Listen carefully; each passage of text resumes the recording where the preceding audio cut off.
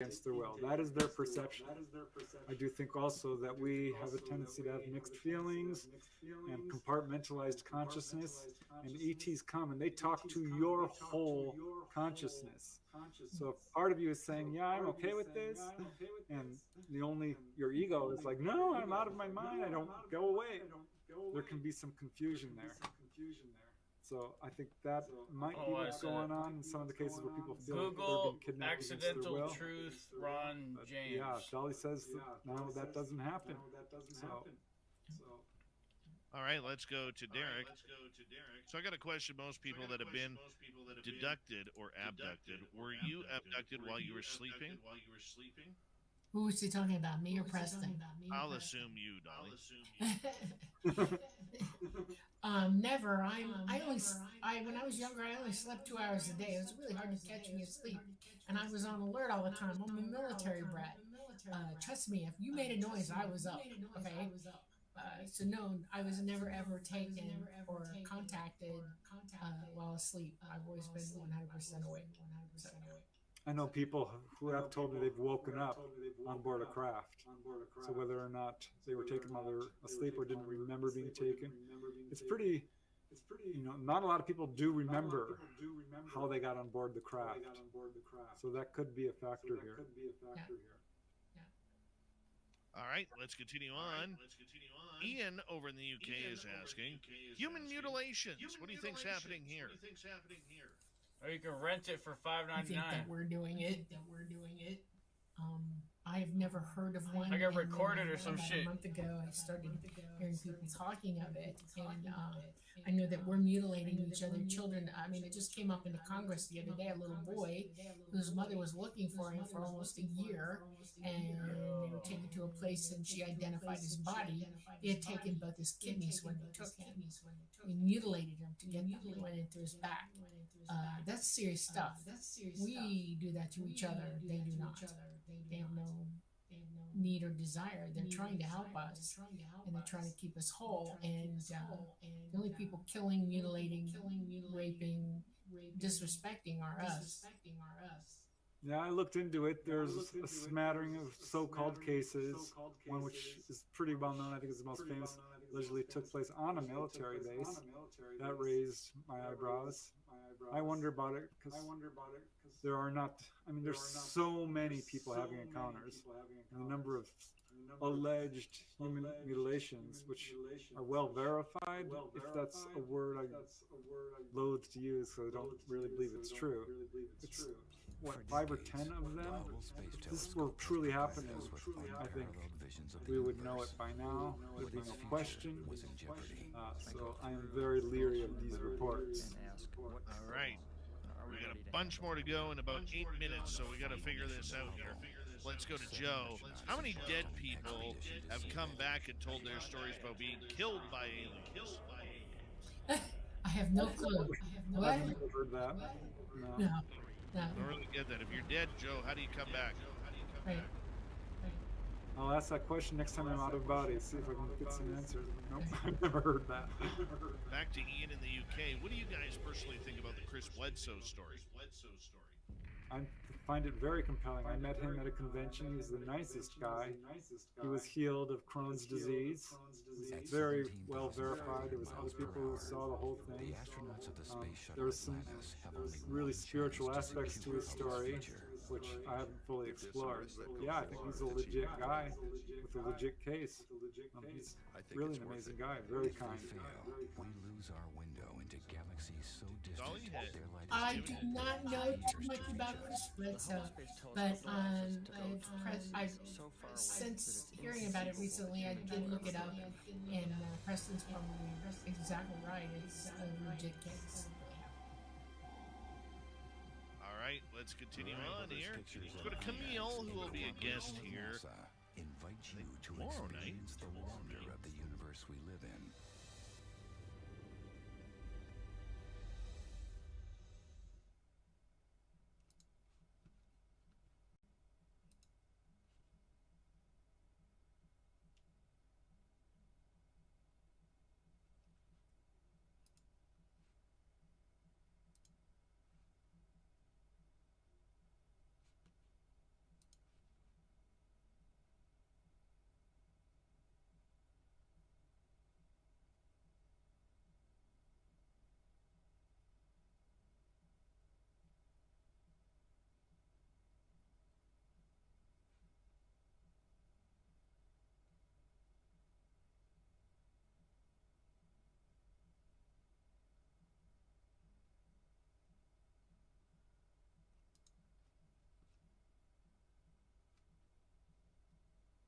Yeah, Camille. having scars that heal very quickly or cuts, or different types of body marks, and triangles sometimes too. That comes up a lot. We have that with inoculations, little marks on our body. I don't necessarily see this as being a negative thing, but yeah, it's one of the things I think still needs more research, because it is fairly commonly reported marks on the body, bruises, triangular marks, mostly puncture wounds, scars, does come up. Gotcha. All right. Continuing on here, let's go to Super Crazy. What do you guys think about the alleged weird paranormal stuff at Skinwalker Ranch? Preston, let's start with you. Oh, Skinwalker Ranch. I don't know what to think of it. I think some of this is, I don't know. I have not investigated that area. I know that there's a lot of reports in the Wichita Basin with UFOs. I am reluctant to sort of conflate these phenomena altogether, because there's poltergeist phenomena, which is not necessarily related to UFOs. I wonder if some of that is disinformation. There may be Google certain store, areas that are just prone to large levels of paranormal activity. That can be what's going on. I don't know. It's very hard for me to speak to the Skinwalker Ranch, but I'd like to understand what's going on there. I've actually thought about remote viewing in, and I'm really getting close to actually giving it a go. The only reason I haven't done it is they have the ability now to detect remote viewers when they're coming in places, and I have a feeling that they're teched up there, pretty teched up, and so I don't really want to go in and involve myself in it. I thought if Preston went out there, that'd be cool. I could walk around as an assistant and just keep my mouth shut and look around. But I don't think I'd be on the property, to be honest with you. 'Cause Yo, you can buy it for I know who I am, $3.49 right here. I'm capable of, and I just don't think I'm welcome there. So €349. no. I read a Alright, book that's a on the good case. deal. It's interesting. Whatever's going on there. Let's go to Dana, first time listener in our chat room, so thank you, Dana. Preston, do you plan to write another book about Dolly's experiences, part 2? I do, because every time I keep learning new stuff. She told me not too long ago about visiting the elders. Oh, They have- fuck this shit. I don't the care. Greys have elders that they go to for wisdom. I think that would be really cool. Or flying in huge fleets. She told me an experience. I'm like, that wasn't in the book. There's a bunch of stuff, and I really also want to focus more on in the second book on the message that the ETs want to impart to all of us here on Earth, and the importance of psychic development and that sort of thing. Yeah, absolutely. Hopefully, start working on that this year. And if possible, get it out as this year or next at the latest. Is that good, Dolly? Can we do that?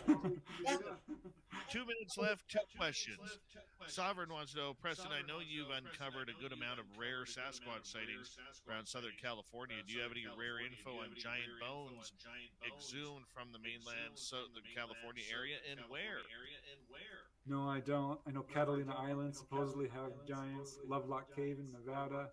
The evidence of giants is absolutely compelling. And I think at some point we're going to get proof of Bigfoot as well. I think we already have it, honestly. But no, I don't have any really good new first-hand information other than what's in the public arena. I would agree. All right.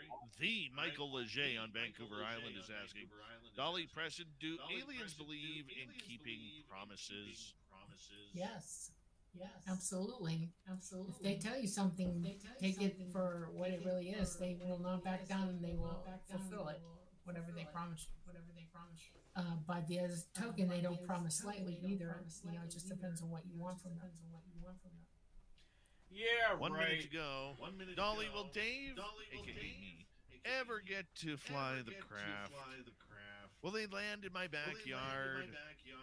Because it's big. Yes. Perfect landing pad. Yeah, when they come back, I'm going to make sure you're one of the people on my list. I'm gonna make sure that you get to fly. I'm going to make sure. You know what? I just want this, guys. I want to go outside of my backyard, and I want things to be conscious, like I am right now. I don't want none of this nighttime falling asleep stuff, and then the debate. I want to walk on that curve. I want to be like James Earl Jones, go the cornfield on Field of Dreams. Right. That's what I want. That's the dream for me. I want that. I mean, sure, you may get a little radiation and stuff like that, but that's okay. No. That's okay. You know, I'm okay with that. But We have protocols. Let me tell you how it's gonna go. Okay, we have protocols. What we do, another reason we go into the water is to lose the heat and the radiation off the skins of the craft and around it. We'll go cool off, and we'll wait till it's safe to come down. We'll be sending messages out. Don't approach yet. We'll let you know when it's safe. When we come out, you're good. And then when we come out, we will stand there and go, "Come on, let's Yep. go." And I want you to walk on with eyes wide open, okay? I want you to see it all. Materials, and it's very essential to reproduce the metamaterials in order to make them fly like we see, that is displaying those 5 observables that Lou Elizondo loves to talk about. Right. So you need the metamaterials. You need to manufacture the metamaterials, and we don't know how to do that. So I would say the answer to that is, do we have alien reproduction vehicles? I hate that term. No, we do not. But do we have advanced technology displaying phenomenal space characteristics, phenomenal flight characteristics that may have been sourced or inspired by that technology? And based on what I learned, I would say the answer is a strong yes.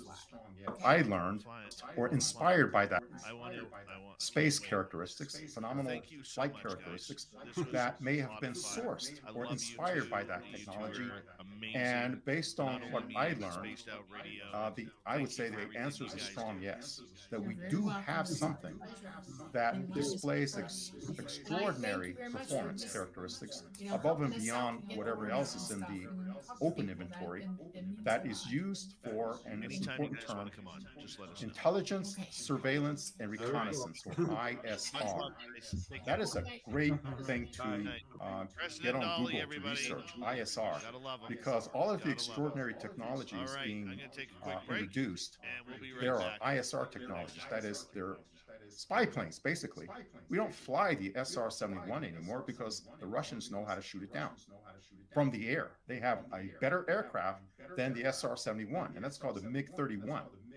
And we knew that MiG-31 went up to 123,000 feet. It touched 123,000 feet and eventually had to come down. But there's a combat radius. You know, you have the normal service ceiling, but in combat mode, they really pushed the envelope, and this thing can go 85 to 100,000 feet in combat mode. And it had a missile, the AA-9, that could look down and shoot down at the SR-71, going much faster than the SR-71. It could not outrun this missile, and it could not go higher than where the MiG-31 could fly. So they completely grounded the SR-71 force, completely grounded. But there's something else there that can fly, and it gets to any point on Earth really quick and can do something that's golden. It's called persistent surveillance. You know, you just stand over an area of interest and not be seen. Do we have that? I think the answer is a strong yes.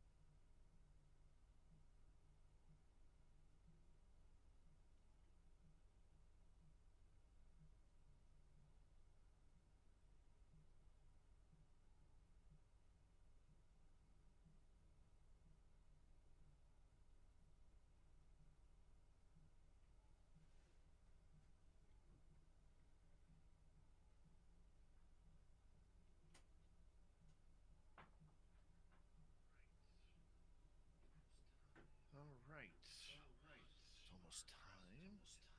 How awesome are Preston and Dolly? Just an amazing power couple in this field of knowledge. Carl, I will be sending that out. I'm just getting all the so an update on Vegas. I'm just getting all the T-shirts sized up and printed out. You will be getting tickets very soon. You can put the blame on me. I've had a real busy time at work. My daytime job the last week and a half, and that's my fault. My fault. You will be getting them soon.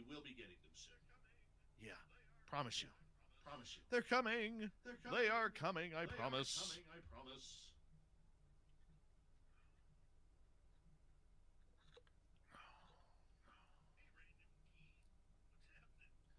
Hey, random gee. What's happening? How's your underwear?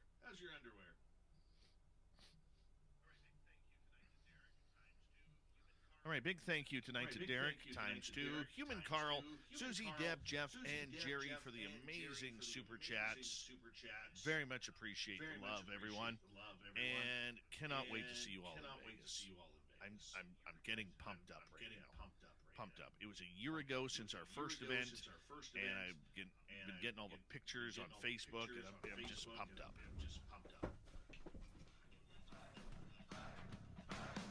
Would you like to connect with us? Head to spacedoutradio.com for all your latest show info. Now, back to Dave Scott and SOR. Here we go with the third and final hour of Spaced Out Radio tonight. My name is Dave Scott. Very much appreciate earning your listening ears wherever you are on this beautiful planet we call Earth. Hello to everyone listening in on our terrestrial affiliates around North America, digitally on Odyssey Radio, TalkStream Live, and KPNL. All of our archives are free. Join us at youtube.com/Spaced Out Radio. Do old Davey the favor, hit that subscribe button.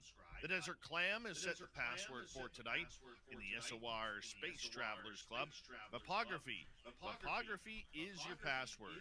Use it wisely, Space Travelers, as the Clam sets the password each and every night right here on Spaced Out Radio. Our website is spacedoutradio.com. We have a plethora of features for you. Rock out to Bumblefoot, read the Newswire, check out our swag as well. Follow us on Twitter at Spaced Out Radio, Instagram at Spaced Out Radio Show, and on TikTok at Spaced Out Radio. It is that time once again where we head to the swamp. Our resident swamp dweller takes us on another spooky journey. Hi, Spaced Out Radio listeners. This is Swamp Dweller. It's time for your nightly dose of spookiness on the show. If you have an interesting encounter or a spooky story that you would like to share, be sure to submit them in at swampdweller.net. You can also find our YouTube channel at youtube.com/swampdwellerreads. Now, let's chill out, relax, and together, let's enter the swamp. I had been planning to visit my family, who lived in the remote areas of British Columbia, Canada, for quite a few months now. It had been years since I had last seen them, and I decided it was time to make the trip. So I packed my bags, got in my car, and set out on the long road trip. The drive was peaceful and uneventful for the most part, and I enjoyed the beautiful scenery that passed by my windows. The mountains loomed large in the distance, and the forests were thick and lush. But as I made my way deeper into the remote areas, things started to change. The road became narrower, the forest grew denser, and finally, the sun set. I realized I was low on gas. I spotted a small gas station up ahead and pulled in, relieved to be able to fill up my tank and continue on my journey. As I drove on, I realized I had made a grave mistake. I should have taken a map or a GPS with me because I was utterly lost, and there were no signs to help me. The road twisted and turned, and I was driving through a dense forest stretching on for what felt like forever. Then, suddenly, I saw something in the distance. It was some sort of figure standing in the middle of the road. And as I drew closer, I realized it was a woman. She was dressed in an old-fashioned looking clothing. Her hair was long and dark. I slowed down, wondering if she needed help. But as I got closer, I saw that something was off about her. Her eyes were empty, and her skin was pale as if she had seen a ghost. She stared at me, and I realized she wasn't looking at me. She was looking through me. I freaked out for a minute, contemplating what to do, and as she looked at me again, I suddenly had this wave of fear. I sped up, feeling a chill run down my spine, but as I drove away, I saw more figures in the distance. They were all standing in the middle of the road, watching me as I drove by. I realized they were all dressed in old-fashioned clothing, and their eyes were empty, just like the first woman. I tried to shake off the unease that had settled over me at this point, but it was useless. I couldn't help but feel like I was being watched from all directions, and that something was just wrong with this place. As I drove on, I saw more and more figures, all standing in the middle of the road watching me as I drove by. Finally, I came upon a small town and pulled into a motel to spend the night. Again, I just could not brush off this strange experience on the road, but it was hard to shake the feeling of unease that had settled over me and seemingly embedded itself into my bones. The next day, I decided to ask the locals about the strange figures on the road. They told me legends about a group of settlers who had been lost in the woods and had died in a snowstorm. Their bodies were never recovered, and their spirits were said to haunt these woods, looking for a way out. I saw the figures again as I drove back on that same road. This time I slowed down, rolled down my windows, hoping to get a closer look. But as I drew near, the figures vanished into the thin air around me, leaving me alone on the deserted road. I'll never forget that experience. As I drove on, I did have a great time with my family. But years later, I still get a little chill down my spine when I think about the figures in the street. I don't know if the stories are true, but they seem to be true from what I saw. And that's why we love the Swamp Dweller around here, as we love it when he comes on in every Monday through Friday night. Take us on a spooky journey. If you want more, you can head on over to his channel, Swamp Dweller Reads, on YouTube, and check it on out. He's got thousands of stories free right there for you. From the swamp to the mountains of Montana, where Super Duke from World Bigfoot Radio is chasing down the Sasquatch. If you love a good Wookiee story, this is the man to bring it. Here comes Super Duke of the Cryptid Report.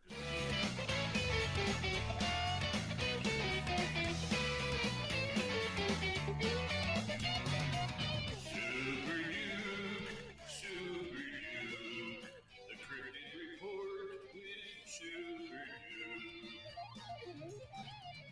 Always good to have Super Duke back in the hot seat here on the Cryptid Report, as he's just back from the lovely state of Nebraska, to Bigfoot conference right there, which I will be apparently attending next year. I'm excited about that. Super Duke, it's good to have you back, my man. How you been doing? We'll get you to unmute your mic and get this thing rolling. There you go. Oh, it's good to be back in Montana. Nice to be back on the show. Howdy, everybody from Big Sky Country. It was the conference was a blast, according to one of the presenters there, who I do not have permission to name. But he said strictly off the record, because I don't have permission to name him, that he had never seen a conference before with so many heavy hitters all at the same place at the same time. And this was the guy at the conference who had been to more conferences by a large margin than anybody else there. So that was some pretty high praise. And yeah, it was an amazing lineup. You know, several people that had been on your show before were there. Of course, Robin McRae was the headliner. I was right before her on Saturday. We also had William Lunsford, Stephen Hill, Keith Crabtree, the guy that wore the suit in The Legend of Boggy Creek, and a whole bunch of other amazing people. So it was really a blast. Next year they're going to be moving it up the road about 20 miles to Grand Island, which is where the state fairgrounds are. And same thing will be going on there as was going on this year, which is to say huge comic book convention. And it's going to be right across in the building across the way from where the Bigfoot convention is going on. So should be spectacular. The people that run everything over there are the ones that actually have been canvassing Harriet, the owner of the Nebraska Bigfoot Museum, and the person that puts on the Bigfoot conference, to have it over there. And now they've got all the arrangements done. So Now it gets to move to a bigger venue in bigger town, and that should help keep things going. And she's got great lineup for next year, including people like Blaine Tyler and Dave Scott and I should join the Sibylla Directed Energy Bruin Weapon Task Force. and the amazing Robert Kreider. So you're definitely going to want to. Foot event like that. I mean, Duke, I mean, there's so many different idealisms about what this creature is. There's so many different opportunities to hear other people's research and experience. What's in it for you? What do you love? I love watching people's heads explode. I'm one of those people that doesn't do a traditional Bigfoot speech for an hour. I just bring up an hour's worth of video and stand there and point and go, there's one right there. So in other words, I cheat. And yeah, according to the crowd, I was in the top 2 at least of the best presentations, in part thanks to the help of Kelly Shaw from Rocky Mountain Sasquatch. He took a piece of video that we shot up here almost 2 years ago, coming up on 2 years ago, with Eric Adventure Man actually is the one that filmed it and accidentally got 3 of them on camera. And Kelly did zoom ins on them so you could see them quite clearly. And yeah, one of them was ducking away so the camera couldn't see him, hid behind a tree, did a wood knock, then stuck his head out again to see if the camera was still on him. It was. So that's pretty convincing because you can see him moving in the background, you can see his face, and you can see 2 other ones in the foreground tussling with each other, managing to stay mostly out of sight, but they're basically behind a small pine tree, so in between the branches you can see all this movement and everything. You know, something going on back there. So that was fun, and then I just showed the other clip that I put out recently, Giant Sasquatch right behind me, where we got the one behind me with that nose the size of my head. Very big boy. But he doesn't move. He's smart. He just stands there, even closed his eyes, so you can't see his eye, because that would have gave him away right away. But it's still too close to the front of the wood line, so very obvious. You can see the whole brow ridge above his eye, and then coming down around the other side of his nose, and then across the bottom of his face, just above his mouth. So there's about, a good third of his face exposed. So he's really obvious. And when you zoom in on it, again, Kelly Shaw helped with that. You can tell when you get a closer look at it that, that's not pareidolia, that's not part of a tree trunk, it's skin. So, yeah. But anyway, yeah, that was a blast. Actually, my favorite part of it, of course, was getting to meet people that I've had on my channel before and haven't had a chance to meet before, like Blaine Tyler and Stephen Hill. And we also had a big challenge given to us, should we choose to accept Mission Impossible. You think you can find evidence in Nebraska? You've never done boots on the ground field research in Nebraska. You think you can find evidence there? 2-liter went quick. And I said, challenge accepted. How much time do we have? And they said, you have a day. I went, okay, 24 hours, so we get to do nighttime stuff and everything. And they went, nope, just daytime. I went, okay, so we're in one of those states where there's not supposed to be any Bigfoot, and we have half a day, just the daylight hours, to go look for them. Challenge still accepted. So to stack the deck in my favor, I contacted Richard Soul from the Knox. I'm wearing this hat because my fucking head felt really oily. Shows like Bigfoot DNA. Because I didn't want to miss the show, so I didn't want to take a shower. Death. I just put this on. The most recent one, Bigfoot Eye Glow, the science of Bigfoot Eye Glow, and he does research in Nebraska. So I said, hey Richard, any hot spots we can go hit? Because we're on a really limited schedule. We only got the daytime. You go take another shower. I don't know why my body puts out so much oils. And I should be able to get Thursday. I wish our bodies didn't put out so much oils and shit. To stack the deck even more. So I got a hold of Christy Sci-Fi, who was also going to be there, and said, hey, plan on going out Bigfooting on Thursday, because you're getting there. We're flying in Wednesday night, so we're going to go Bigfooting Thursday before the conference. And she was like, okay. So we got the Gulf Coast covered. And then Blaine Tyler, of course, was there early. So I hornswoggled him into going along with us, too. So we got somebody from Northeast Ontario with us, too. And then I had my local research assistant, the Viking, one-man Viking death squad, Ashton, drove me down there, and he was with us, too. And he's actually caught him on video before, too. So we had a pretty invincible team. And we were all psyched. Well, this is still going to be a really tough challenge, even with everything stacked in our favor.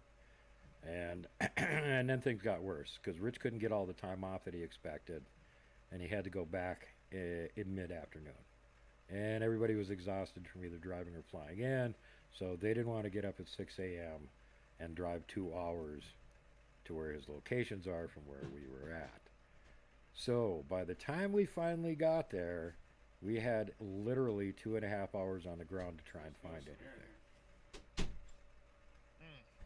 And we got amazing drone footage, and we've got huge structures, and we've got multiple tracks, and we heard a wood knock, and we've got at least 2, potentially more, Bigfoot on camera.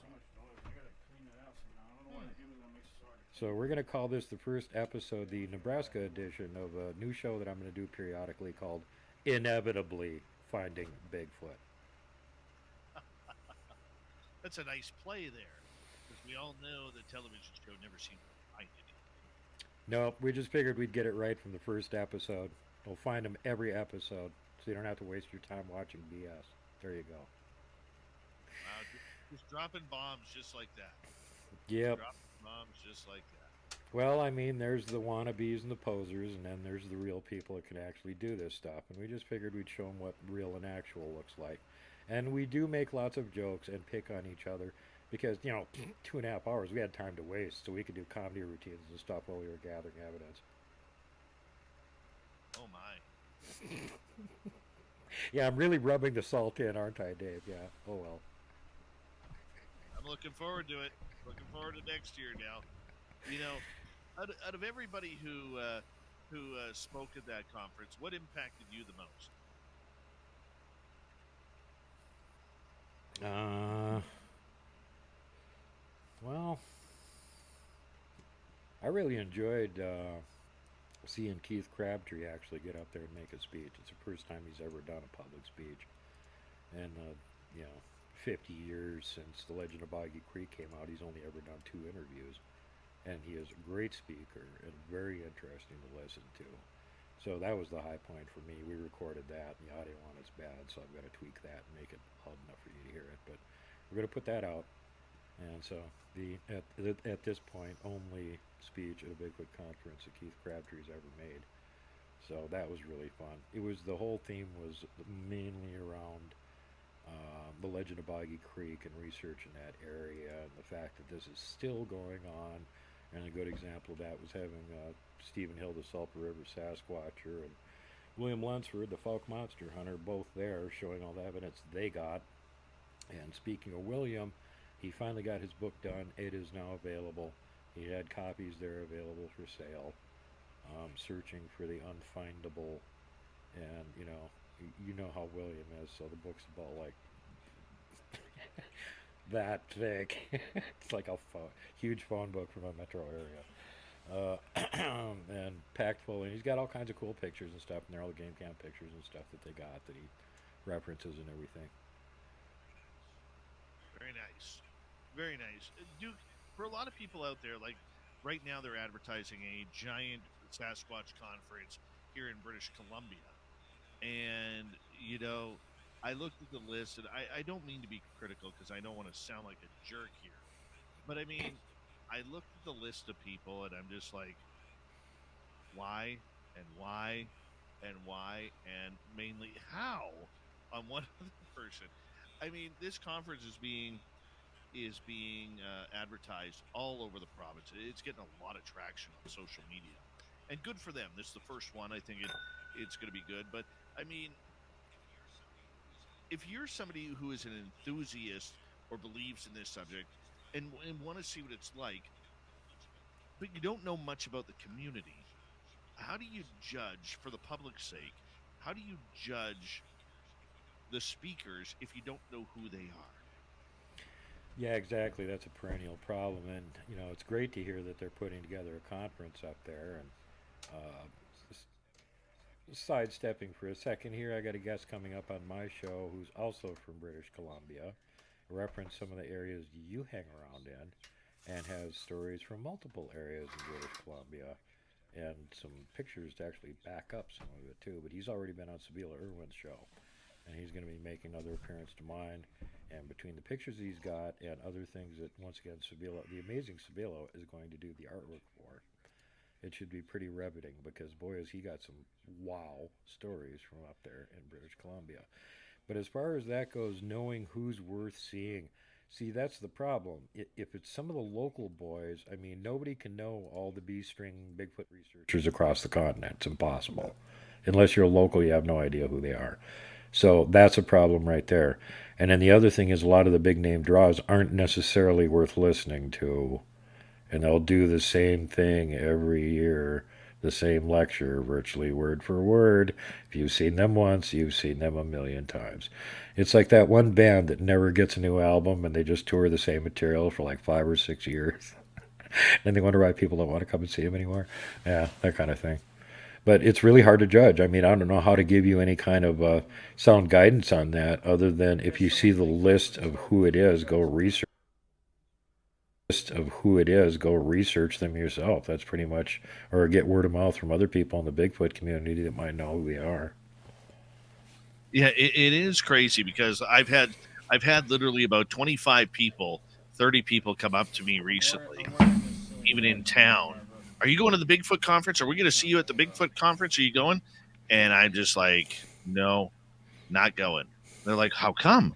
I'm like, well, they got a couple people there that I don't agree that I believe they're sending the wrong message about Sasquatch, and I'm just not interested in supporting that. You mean like monkey guy? It's a monkey. Yeah, monkey guy is going to be there. Don't even get me started on monkey guy. Yeah, we got a couple of monkey guys down here. They're running some kind of ape conservancy or something. They're looking for something that isn't out there. It's not a big monkey. Sorry. Hate to burst your bubble. Yeah. I know that feeling. I know that feeling all too well. I just think, I guess in my goal of everything, and I'm not saying, it may sound a little egotistical here.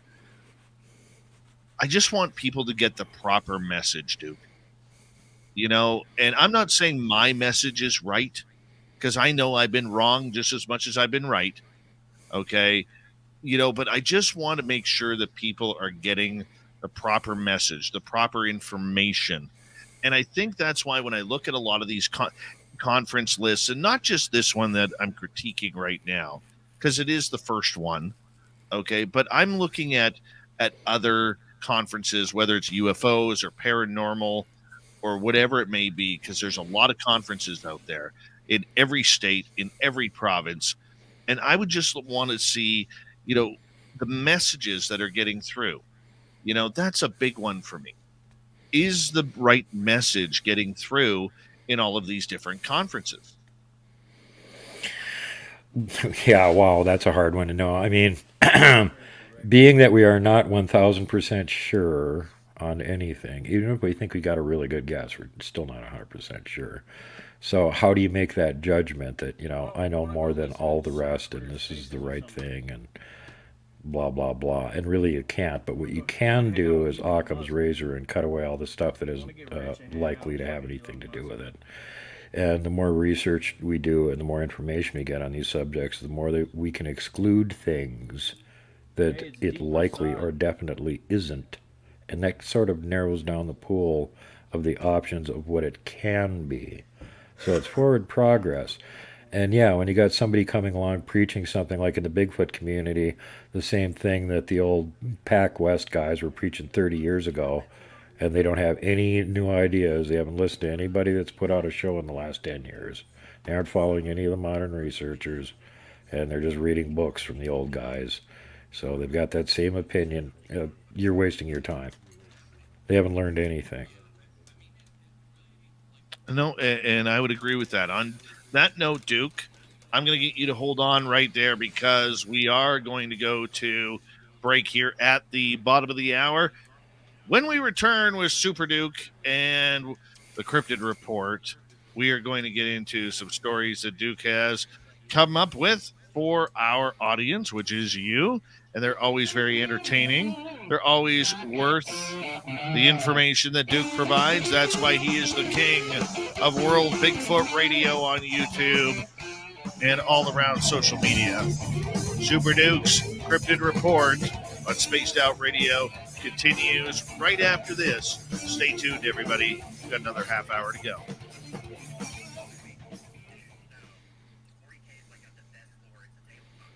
All right, we is clear.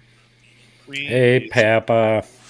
Yeah, I got some reports from the Pac West area, Northern California, and along that strip of land up in there from the old tribes in that area and some of the weird stuff that was happening between them and the big forest guys. And, you know, it's just pretty much any region you go into, the tribes all have kind of a different take on it. Some of them are like, you know, it's a big monster in the mountains. And the other ones are like, oh, no, they're just a tribe of really hairy, tall people we used to trade with. It's just completely night and day difference, tribe to tribe. You know, in some regions, they all kind of have a similar idea, but not necessarily. And it's just always boggles my mind to hear the legends, folklore, and reports from the local tribes. But I'm going to step out and have a smoke for a second here, and then I will be back. You go. That's Super Duke. Super Duke. It's good times. Good times.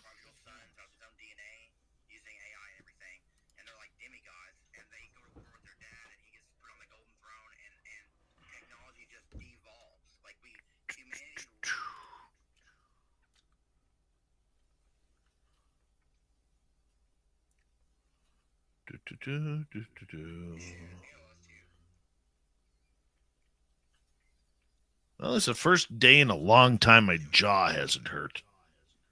Pretty happy about that.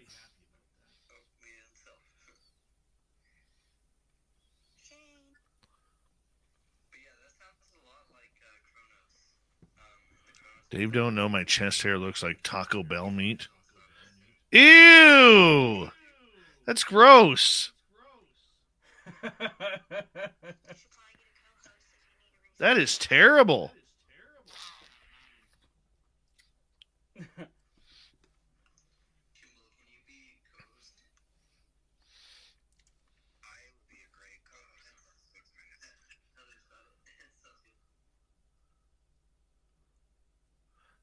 Look at Love. No clench in the jaw. Use the buttocks instead, y'all. Oh, my. That's hilarious.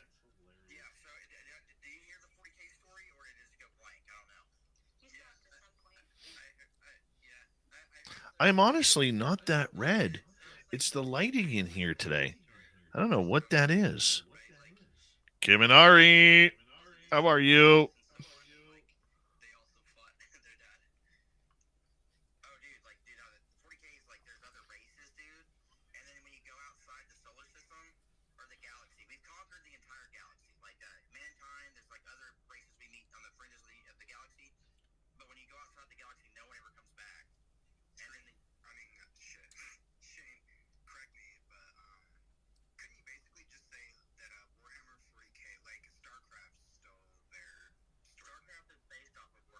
They need to give us a live feed of the sun. Not just like the past 48 hours, like in a thing, but like.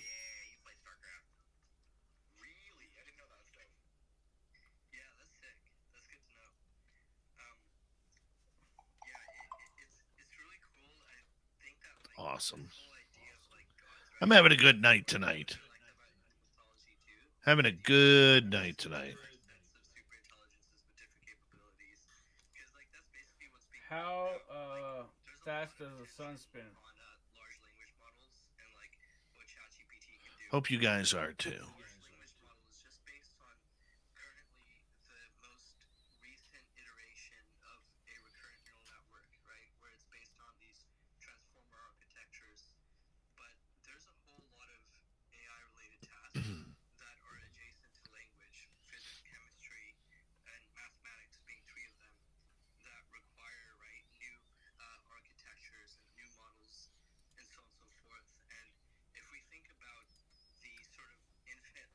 Hello, Skip to Malou.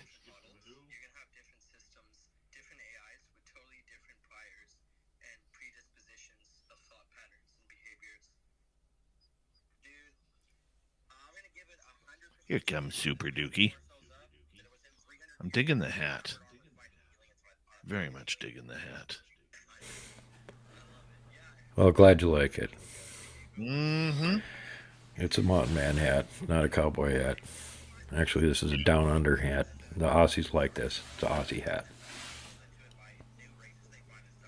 Thank you tonight to Derek Times 2, Jerry, Jeff, Deb, Susie, and Human Carl for the amazing super chats. We very much appreciate the love, everybody. And we'll give you a Vegas update here at the end of the show, so stick around if you're going to Vegas. I'll give you a quick update.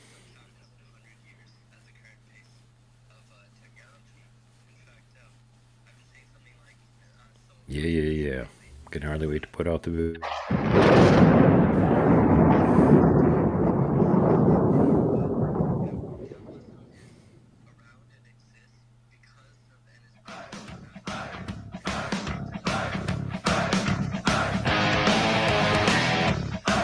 Here we go with the final half hour of Spaced Out Radio tonight. Super Duke is with us. We'll get to Bigfoot in just a moment.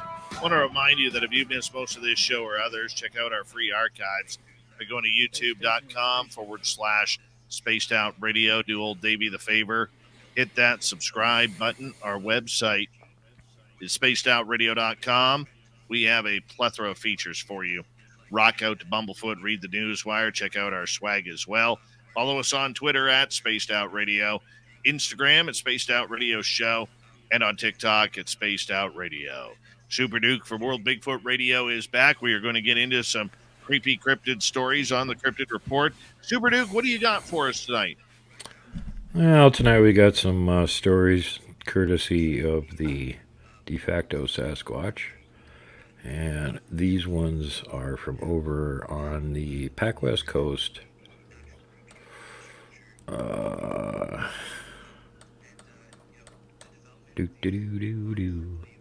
Specifically about a type of Bigfoot with an unpronounceable name. I always love those. Get back to the beginning of this. There we go. Here again, the oft-mentioned a reduced Sasquatch number is John W. Burns in his time wrote more than 50 Sasquatch-related articles. And of course, this famed researcher is from up in your area, Dave. During a request from the Vancouver Sun in 1957, Burns replied in a letter that he was amazed at the talk of searches for the Sasquatch.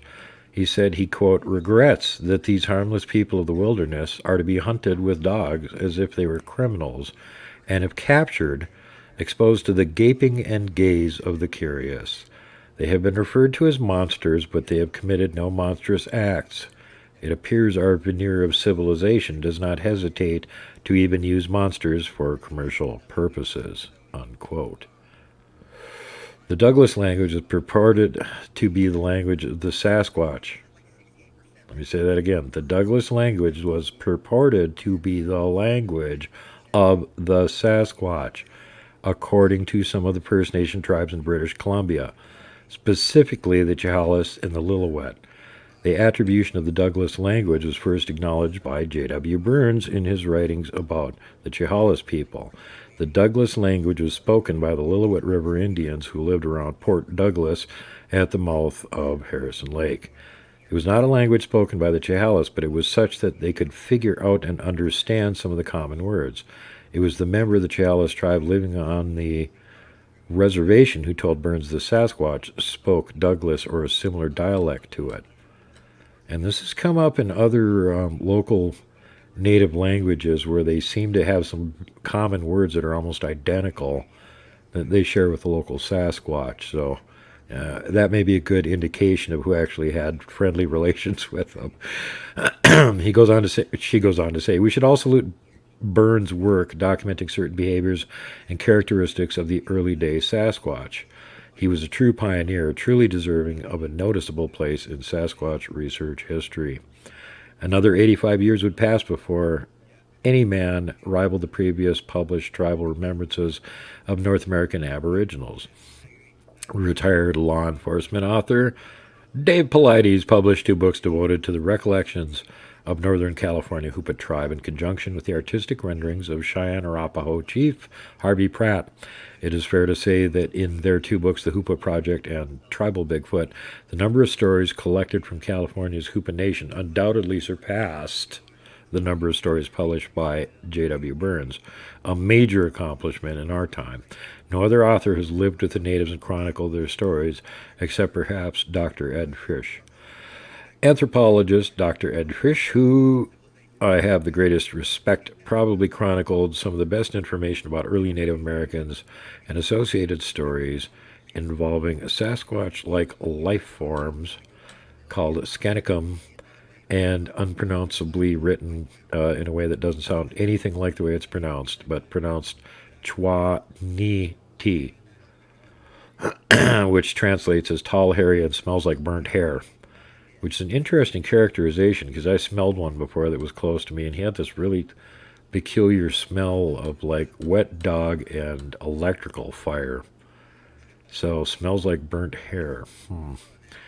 Dr. Fish carefully chronicled the Spokane Indian description as 9 foot tall, possessing a very strong stench, and was never known by any of the Indians to harm human beings. The big ones were not hunted. The haired ones were simply considered part of the Spokane Indian environment. These beings were, he said, a prankster, especially pranks involving horses and dogs. Well, the ones in my area are pranksters, and that's only about 200 miles from here over at Spokane. Both these varieties were known to inhabit deep caves that tunneled through mountain terrain. One of the most interesting of Dr. Fish's revelations for me was the strong, unshakable belief the Spokane Indians had concerning the haired beings. According to his work, the strongest belief was that these beings were not animals, but human, a point summarily ignored by contemporaries in the field of anthropology and ape theorists alike.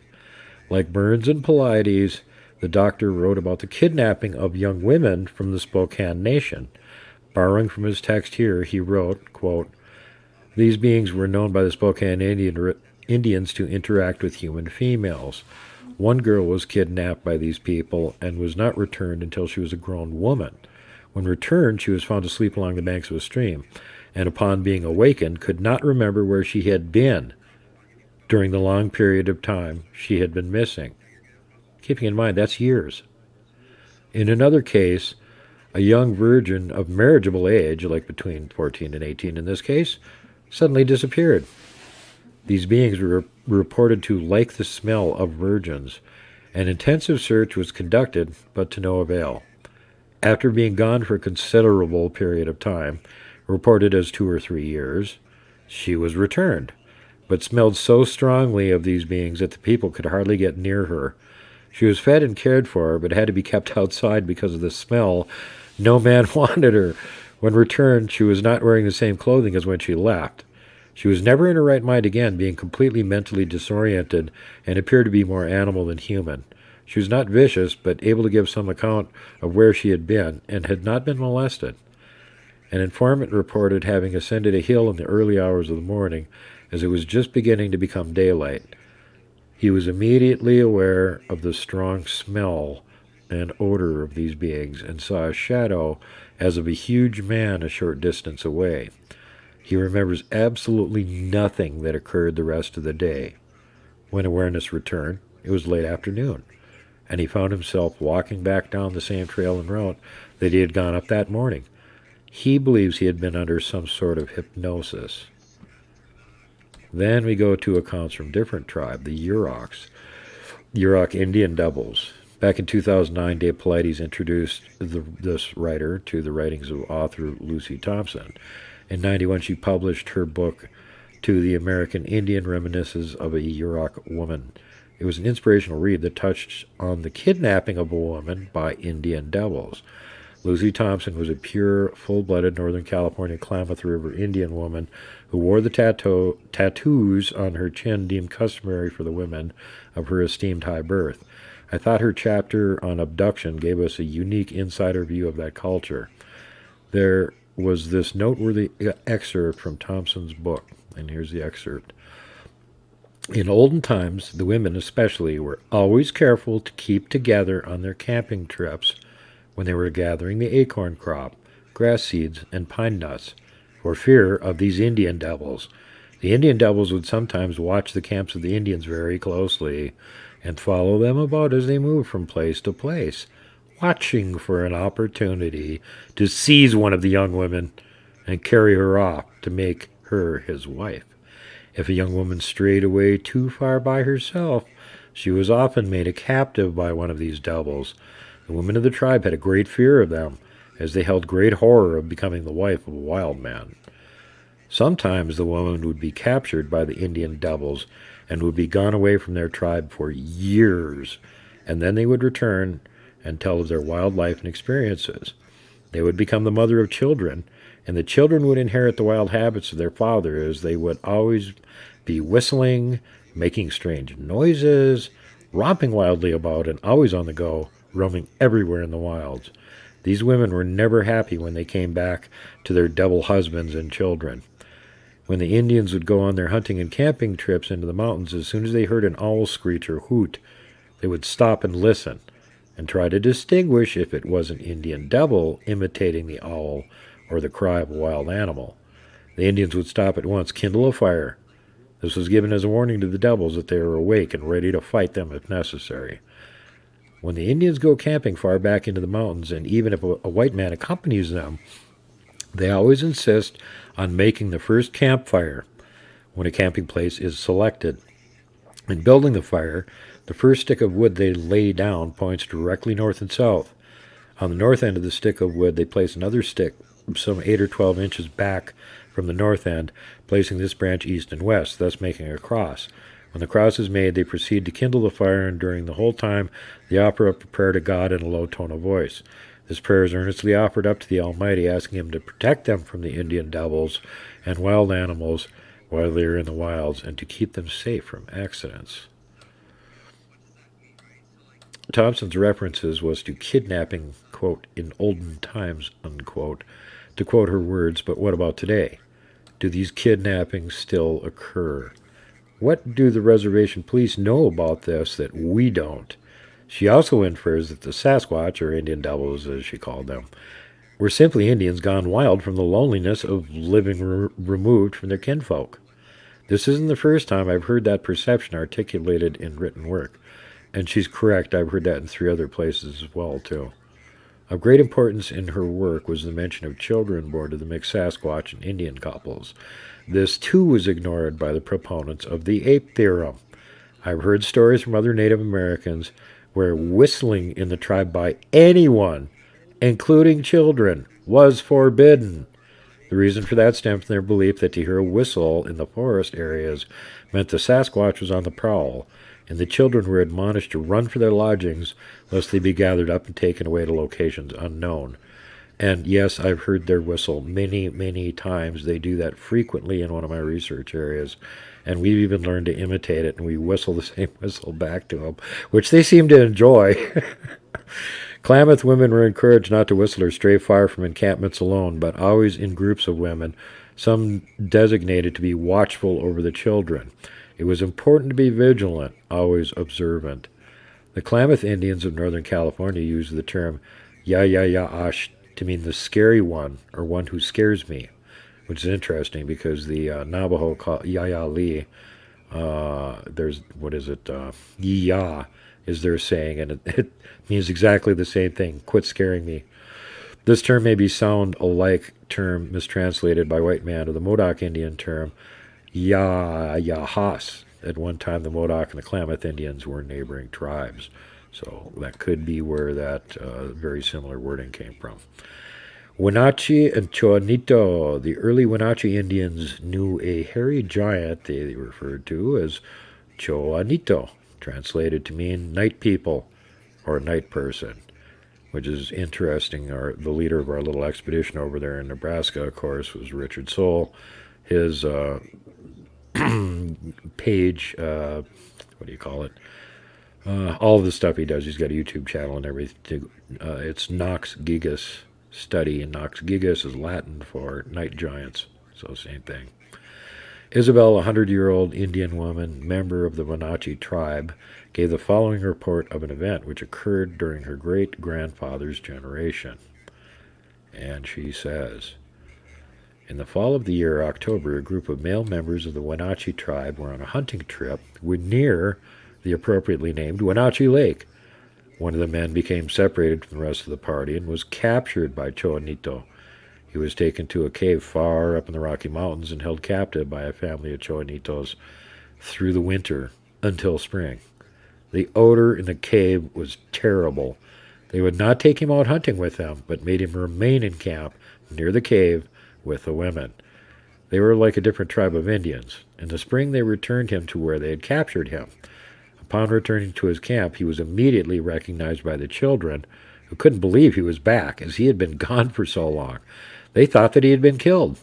He had been well taken care of and treated by the Choanito. This is a report from Ed Fush again. According to the writings of C.P. Lyons and Milestones of the Mighty Fraser, the following instances are only two of the many, many abduction stories by hairy giants told by the First Nation Canadians and handed down through time via their oral history. An Indian woman living near Laidlaw, British Columbia, related this story, and in all seriousness, she said, quote, over 100 years ago, roughly 1850, when the Indians were berry picking, one woman who had strayed from the others was suddenly confronted by a giant. Too paralyzed with fear to scream or run, she was quickly carried up the steep mountainside. After a long climb, during which time she remained in a semi-coma, and so did not note the direction or length of time. It sounds like she was stunned. She might have got zapped or something, or, just terror. She was carried through a rough door and into a rock cave. Two other Indian women were crouched in this cave, and when left alone with the new arrival, told her they had been captured in a similar manner years ago. Wow, that's disappointing. They had been brought as wives for the giants and had since that time bore them children. The men would disappear for months at a time and then return with food. For the new woman, they brought flour and smoked fish that they knew she was accustomed to eating. And they diverge and say the fact to mention the use of the flour dates the story as taking place upon the arrival of Hudson Bay traders in 1827-1840. And more notes on this. Although the woman had been a captive for over a year and had borne a child, she was still determined to escape. The other two women told her that they would help, and when the hairy giants left on one of their seasonal hunting trips, she was told to prepare all the food she could. She made bread or bannock, suggesting that these people or the Indian women at least use fire, and with a heavy pack of food set out across the mountains. After almost unendurable hardship, she became exhausted and was carried and helped along by the other two women who possessed the giant's strength in some measure. That's peculiar. She was left in a stupor near where she was originally disappeared. The villagers saw her, but she suddenly became afraid of them and fled. She was pursued and carried to her father's house, where she fainted and remained under a spell. The Indians believed that the giants held some mental power over her, but with careful nursing, she eventually recovered. Or they had knowledge of unknown herb with medicinal properties. The second episode is still fresh in many of the Indians' memories. Several years ago, again in the vicinity of Laidlaw, a hairy giant entered a house and caused a woman and her two children to flee in terror. Later, footprints approximately 20 inches long were found, clearly imprinted in the mud along the route the woman had taken. Although she was not captured, she has since refused to live in that house any longer. Hair caught in the door jamb was reportedly reddish in color. A 40-gallon barrel of salted fish had been picked up and dumped over, and the retreating footprints showed that the Sasquatch had merely stepped over the railroad fences and returned directly to the steep mountain slopes. 20-inch prints. That's incredible. He's a big boy. Yeah, there's a much longer version of that same story, and he was running. He did some other stuff there too, but yeah, picking up an entire barrel full of fish and busting it open like it was nothing—that's a lot of weight. And then finally, we get to the Tolowa and the Quiet People. The Tolowa Indians at what time inhabited the far northwestern parts of Northern California. just below what is now the Oregon border in Del Norte County. The Tolowa reservations ranged along the Smith River in what is now Humboldt and Del Norte counties. Blah, blah, blah, blah, blah. In 1996, Dennis Chase told a story about a Klamath Indian who was told from his grandmother was able to communicate with the quiet ones. They were invited to attend the jump dance, brought baskets of acorns in exchange for other goods, and especially chicken eggs, late 1800s. Anne and Red Cody recently met and interviewed a woman named Catherine who was of Tolowa Indian heritage. Her mother was Tolowa, her father an Irish immigrant logger. She's now 72 and recalls many legends about Bigfoot, although in no particular order. The following are her recollections about the stories she heard growing up on the reservations in Northern California. She says, I remember my grandmother telling stories of a large hair-covered man creature. As a young boy, he was hunting and felt like he was not alone. He sat still near a bush and waited to see who might be following him. Not 30 feet away was a tall, muscular, hair-covered creature standing behind a tree. He watched it for a few minutes until it turned and walked away up the hill. He told his father about this, and his father said they were the quiet people who shared the bounty of the forest and rivers with the Indians. Many had been seen, but it was considered evil to kill one, as they had never harmed the Indians. In the evenings, they could be heard screaming in the woods, communicating with each other. Goes on to say, my brother Joe, 10 years my junior, saw what appeared to be a Sasquatch mother with a youngster in tow.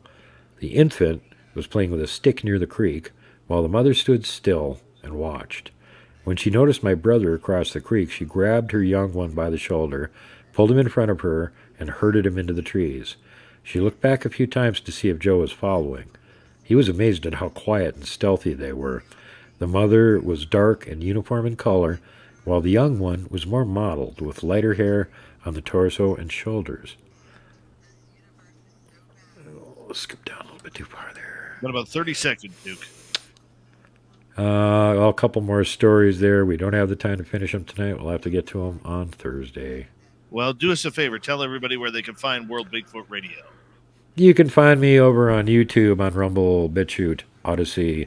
You can find my support groups on Facebook, World Bigfoot Radio, and Montana Bigfoot Project for all the people who want to see the on-the-ground research. And then, of course, World Bigfoot Central on MeWe, the censorship-free platform. Come find me.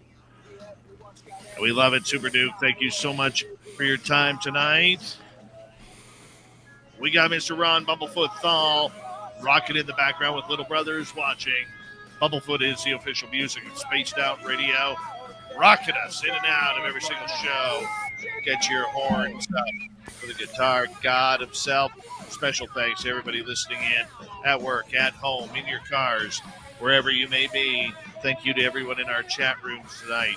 YouTube, Twitch, LGAB, Facebook, Spreaker, LinkedIn, the Space Travelers Club, and on Twitter at #SpacedOutRadio.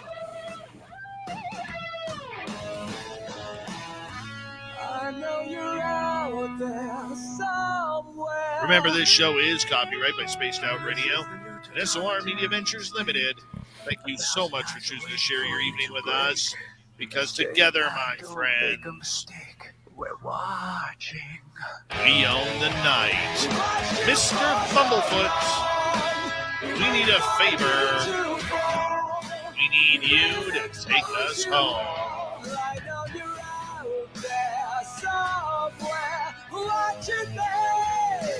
Yes, the Woo train has docked for the night. But soon, my friends, we shall ride again. Your seats are always available. Your tickets never expire. And if you want to bring a friend, we got room for them too. Good night.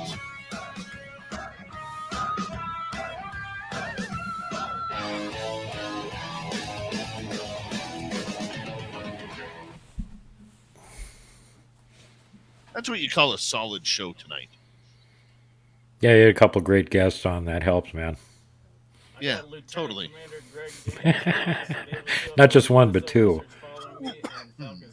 Stacks the deck in your favor. How can you fail? It's like when I decided to line up my team to take the impossible challenge and find Bigfoot evidence in Nebraska. I totally stacked the deck in my favor. I know a trick. There's certain people that are Bigfoot magnets. So you put enough of them together at one place at one time, if you're anywhere near where they are, they'll show up. Isn't that the truth? It totally worked. That's the truth. It totally worked. As soon as a little while after dark, we were standing in the parking lot talking, and Christy got a picture of one standing right in the wood line about 30 feet away from us watching us. And you look over his shoulder, you can see there's a second one back there too. And then we had two of them during the day following us around, and I kept trying to catch them. At one point they were across Salt Creek from us, and they were back in the bushes. You could see where the two, everything else is dead still. There's no green on anything. It hasn't grown in yet. So there's just these dead bushes, and there's these two really obvious black blobs back there. So I'm trying to zoom in enough to get a decent shot of them. I don't know if it did or not. I haven't had a chance to check the video, but we had them following around. And then we found some structures with the juvies were hanging around, and the adults leave the little ones in some of these structures and stuff when they go off and hunt so they can amuse themselves and have a place that they can scramble into or on top of if something else shows up and they feel like they're in danger. And sure enough, we found all kinds of tracks of the juvies, several different sizes around there. Blaine found a couple of really good-sized adult tracks. And being in my tradition of always finding gigantic tree structures, I found an entire damn hardwood tree that had been ripped out of the ground and was hanging sideways in another tree 30 feet in the air. Oh, no way. Yeah, I couldn't hardly believe it when I found it either, But apparently that's my job, finding super gigantic tree structures. So we got all kinds of fun stuff to show. And we're going to have drone video on this one, too, because Ashton the Viking was with us, and he has a nice drone, so he actually flew it over this one chunk of woods before we even went into it and goes, "Hey, Duke, look at this. What's this?" And I went, "Those are huge structures." And he goes, "Yeah, they're over this way." "Okay, we'll go there first." So, yeah, really fun cheating with aerial reconnaissance to make sure you don't wander around a lot. You can, remembering, we're on a really limited time here. We only had 2.5 hours to go to these two different locations. So we had to cheat as much as possible to eliminate wandering around time. Go right to where stuff was. Sounds like a fun time. One of the funnest things that happened was we were across this river from where we were. There was a train going by. And me and Blaine both know the trick. When there's noise in the background, you can move around and they can't hear you. As long as they're not already knowing where you are and watching you. It's potential you can get closer to them. So he's sneaking down by the edge of the river and stuff. And as soon as the train goes by, he hears this loud wood knock. And he goes, "Knock it off, you guys. I'm not falling for that." Thinking it's one of us that got ahead of him. And he looks back and realizes everybody's way behind him. No, that actually was a Sasquatch across the river that just knocked at you, Blaine. Good job, buddy. And he's like, "Yeah, I'm not falling for that, you guys." Hilarious. Anyway, you'll get to see all of us picking on each other and wandering around randomly and still managing to do a better job than Finding Bigfoot can do with a week on upcoming. The first episode ever of Inevitably Finding Bigfoot. The Nebraska edition. I think.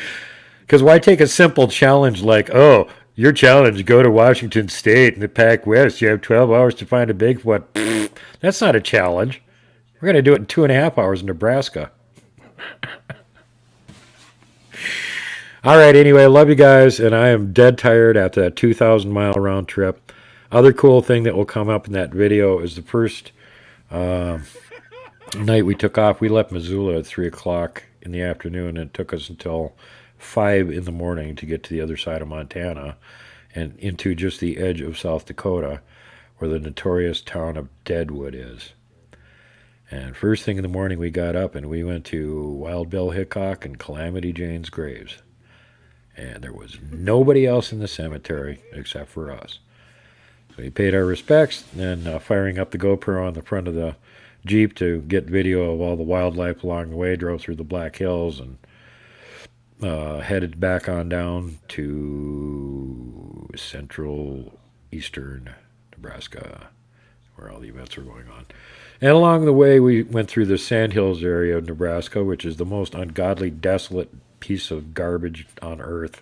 There's nothing No houses, no nothing except for sand hills covered with little sprigs of grass for about 2 hours. And there's no gas stations and there's nothing out, and you're not getting a signal. So you better damn well make sure you're going to get that 2 hours across it before you even drive into it. So in the middle of it, we got sick of looking at this endless nothingness, and I got out and stood over by a three-strand rusty barbed wire fence with 25 miles of nothing behind me. I got an interesting picture of the beam of light coming down on one side and me throwing a big old shadow across the middle of the picture. I sent that to Dave. So there I was on my way to the Nebraska Bigfoot Conference doing my impression of High Plains Drifter. And David's seen the picture and can vouch for its High Plains drifterliness. High Plains drifterliness, right there. Super Duke, you have a great night, buddy. Love you guys. We'll see you again on Thursday. Take care, everybody, and be nice to each other. Don't shoot anybody I wouldn't. Watch out for them Wookiees. We love Super Duke around here. That's awesome. I'm glad he had a good time. I was hoping he would. I hope he makes it. I forgot to ask him if he's going to make it there next year. All right.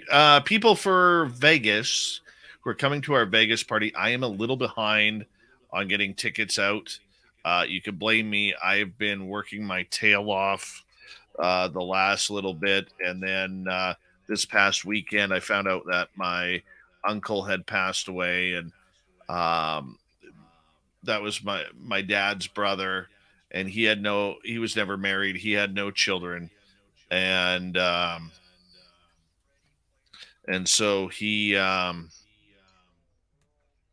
just been kind of worried about my dad about that. So I know some of you said, thoughts and prayers earlier. I very much appreciate that. And, but it really kind of put me in a little bit of a slump this past weekend of doing anything. But, I'm in the process right now of getting the t-shirts done. We're getting a bunch of swag stuff done.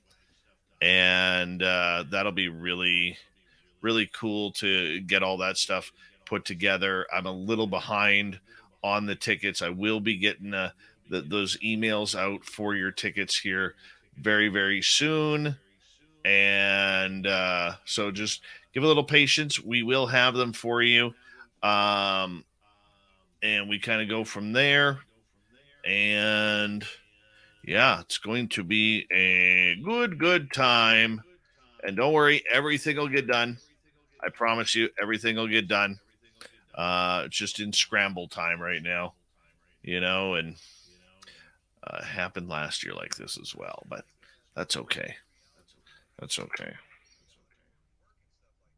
Oh, man, do I feel like I need a chiropractor.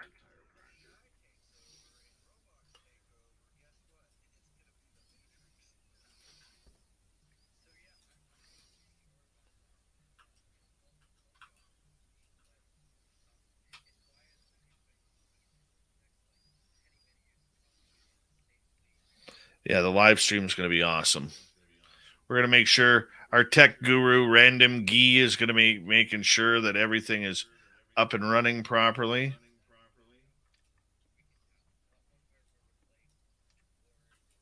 Random Gee.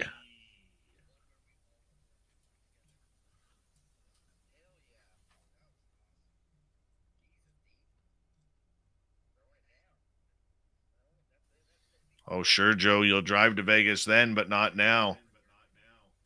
Boo. Not even worth an oob. Boo. Oh, Lola bites your little toe.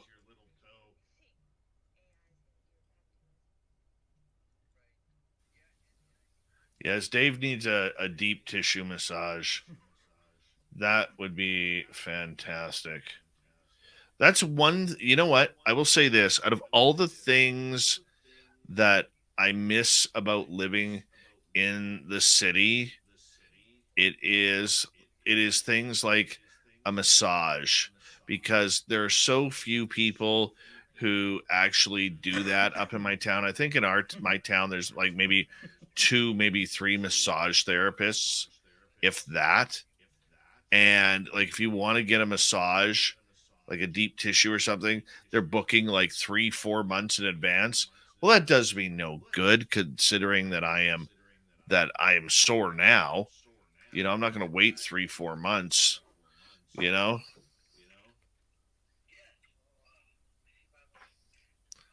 It's just the way it is.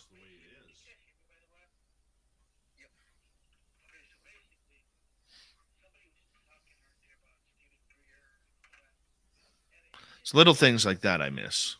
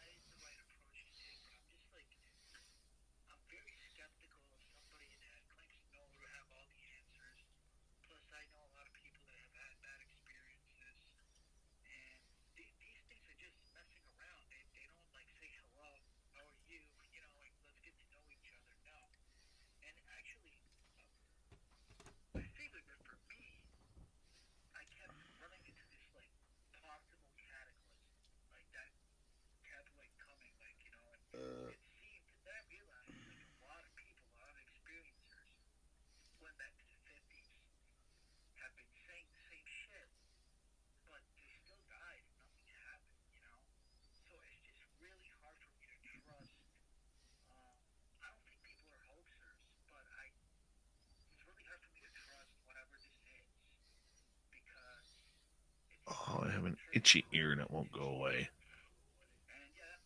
Gosh darn it.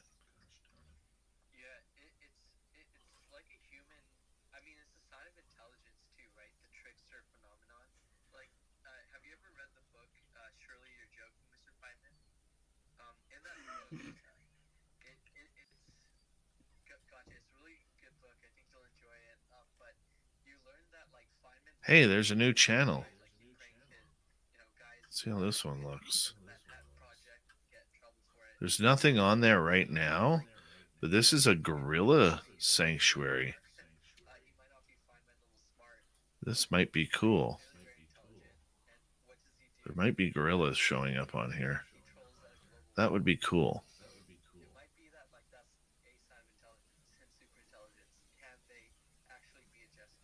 We haven't had gorillas on here yet. I'll be right back.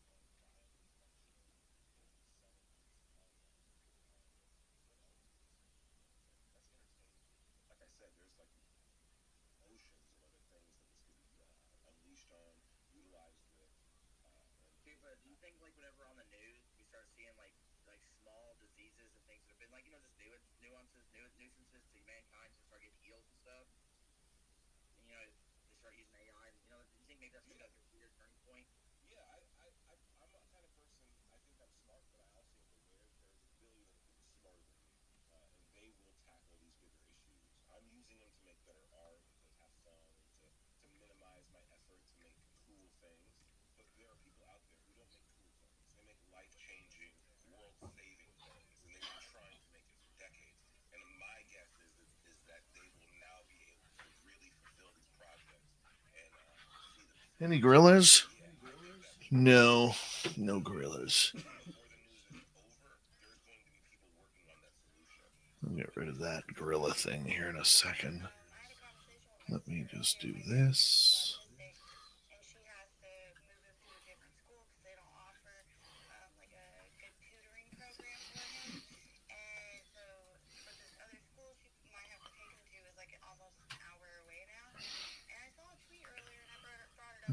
Stop screen.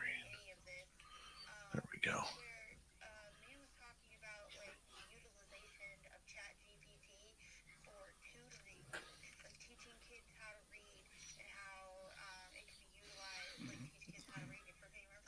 What a good night. I'm like UCS. I love historical counts of Bigfoot. It's awesome.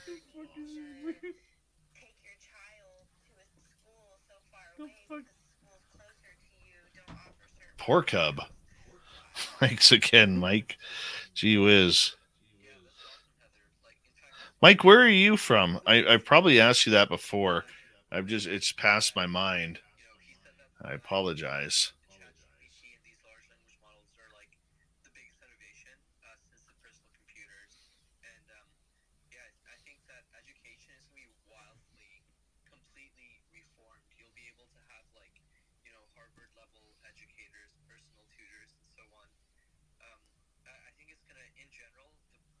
Oh, yeah, you're in the capital.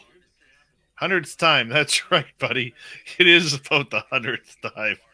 Oh, God. Sometimes I just kill myself laughing.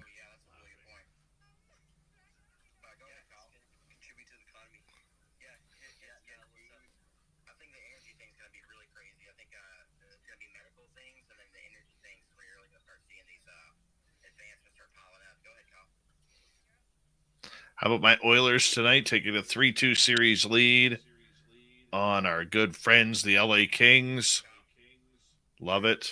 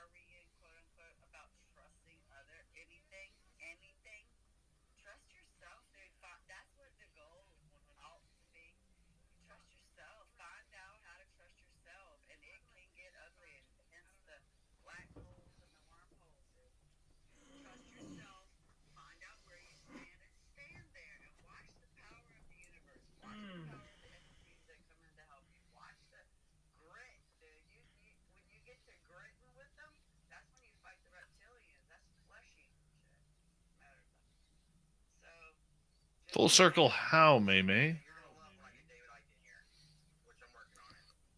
What's full circle?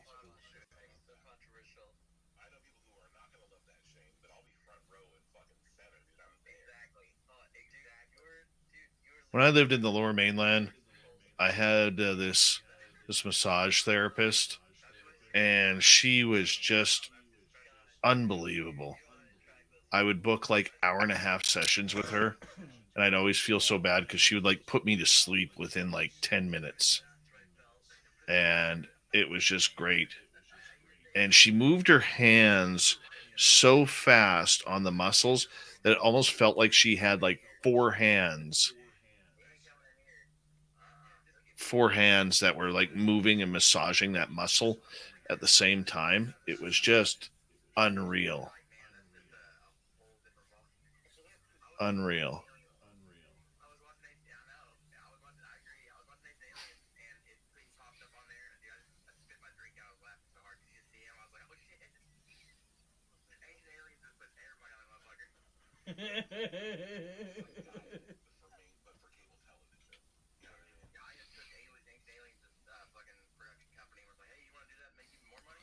What's the Astros thing supposed to be here?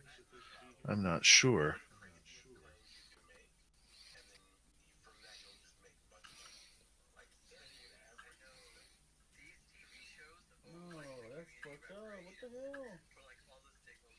By the way, there were no Northern Lights tonight.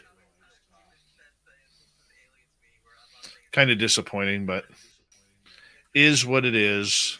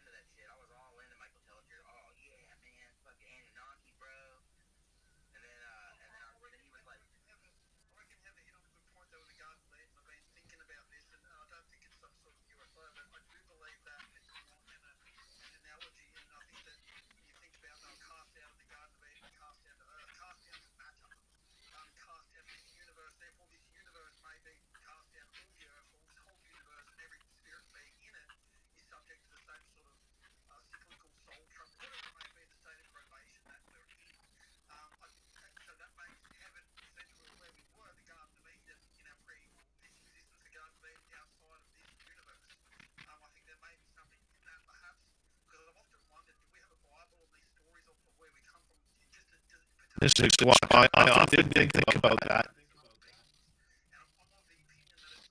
I often think about that.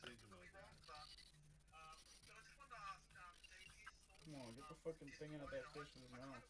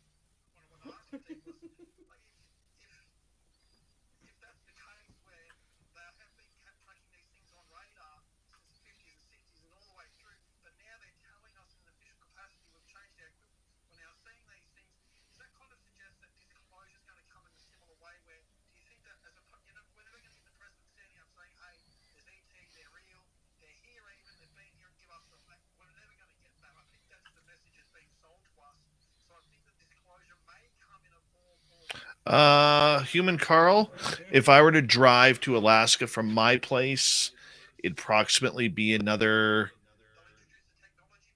20 to 30 hours drive.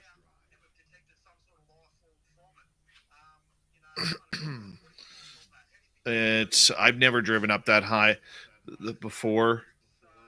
I know we're about 27 hours from Whitehorse, and I'm not sure if there's a highway that kind of cuts over or not. So that is, excuse me, that one's kind of interesting.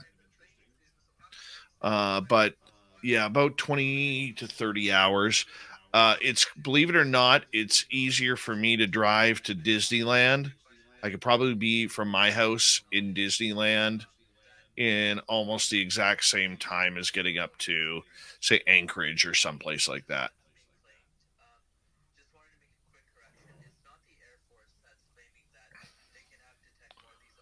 See, I live about just above a third of the way up the province. So another 5 hours drive, you'd be at central BC. And then you're looking probably, because of the windy roads and the highways and everything, you're looking about another 22 hours from there to Whitehorse.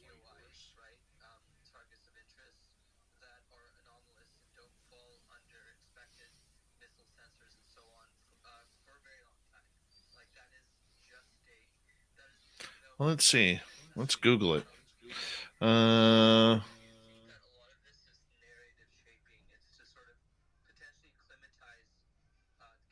I were to drive to Anchorage, a 35-hour drive from here.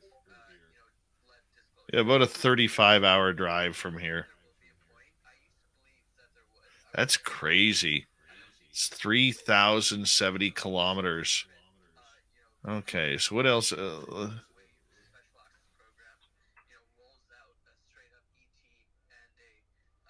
Holy cow.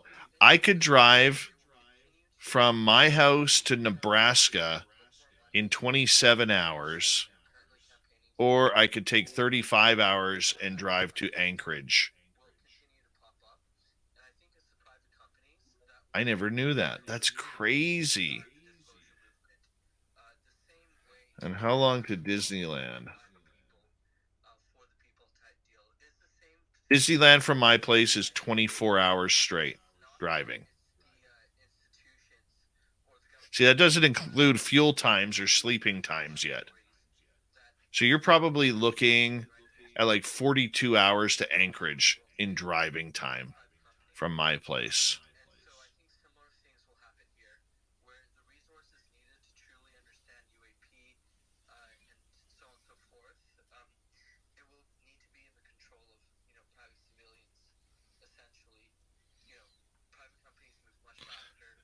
Now it's almost time to wrap things up here. I got to get up in the morning.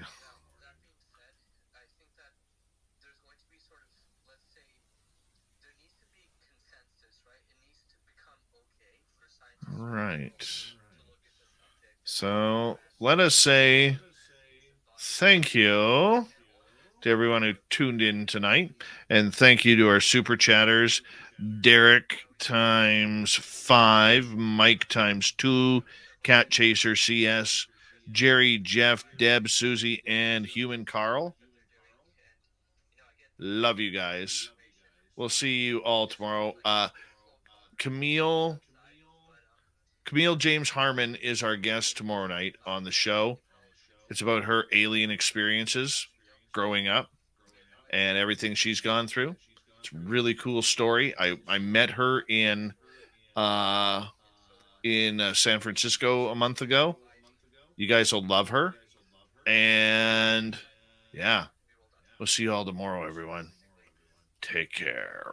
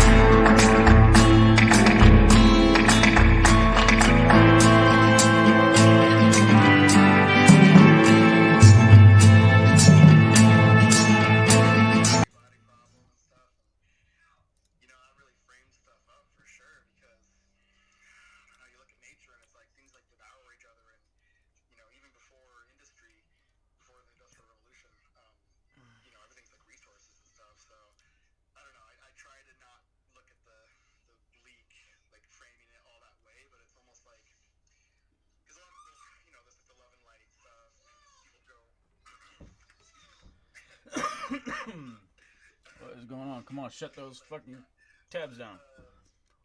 I kind of agree with you. You can't necessarily deem it that you know that it's a threat, but it's kind of like that best practice of like until you can deem that it's not a threat, you almost have to kind of act as though it could or would be. So I don't know. I'm kind of with Stephen Hawking. Words like this is dangerous. Like it's we're sending out the gold record stuff, and we're sending out like the genome. We're like, oh, here's our data, and here's how to like it's literally like showing like our like our weaknesses or something, without even having to study us. So I don't know. I'm a little spooked out about the three-body problem angle, where things like black holes could be like some sort of like higher dimensional warfare type nuke type thing. Like some of the largest forces in the cosmos could just be like the Great Filter, where you just develop the worst thing than the nuke, and then the next thing, and then the next thing. Like we fall out of grace with each advancement because we just use the dark path. Like, because we're talking about the GPT and everything, and there's like it's kind of like a gun. It's a tool. It's not evil, but sadly there are many people that will use it for evil. So I don't know. I'm kind of with Elon though, where it's like it's gonna happen anyway, and the moratorium thing is kind of like it's kind of copium, because it's like the most cutting edge thing of all time, and we're gonna like say, oh hey, we're gonna put a halt on this, but then our adversaries are gonna get like 6 months ahead of us. Like that's I don't know. That in itself is dangerous. So also, I don't know. Elon clearly did really mean it, right? He literally started an AGI company 1 week later called XAI. So I'm not sure how serious he was about the moratorium. No, but seriously, he is serious, but like it was strategic. But yeah, no, I agree. I think interestingly enough, Stephen Hawking was also terrified of AI too, right? He warned about developing AI too quickly, beyond a pace at which we can control it safely. So, yeah, I think there's a sort of commonality here, for sure. But just on the comment about the dark energy and dark matter aspect of it, I think like we can still be rest assured that there's something weirder going on with these two phenomena. We know that with the Large Hadron Collider and other particle accelerators we built like Triumph and so on, or SLAC, these accelerators, I need some medicine. The high energy scales that they achieve are not able to probe whatever it is that dark matter or dark energy is made of. And I think what that states or says is that we are still many energy scales away from figuring out, measuring the right sort of evidence for the existence of these things. But whatever it is more exotic and strange than I think an alien graveyard, if you will. But that's not to say that we shouldn't be afraid of potential alien invasion. That being said, though, why haven't we been wiped out? Like UAPs are Triboelectric power generation.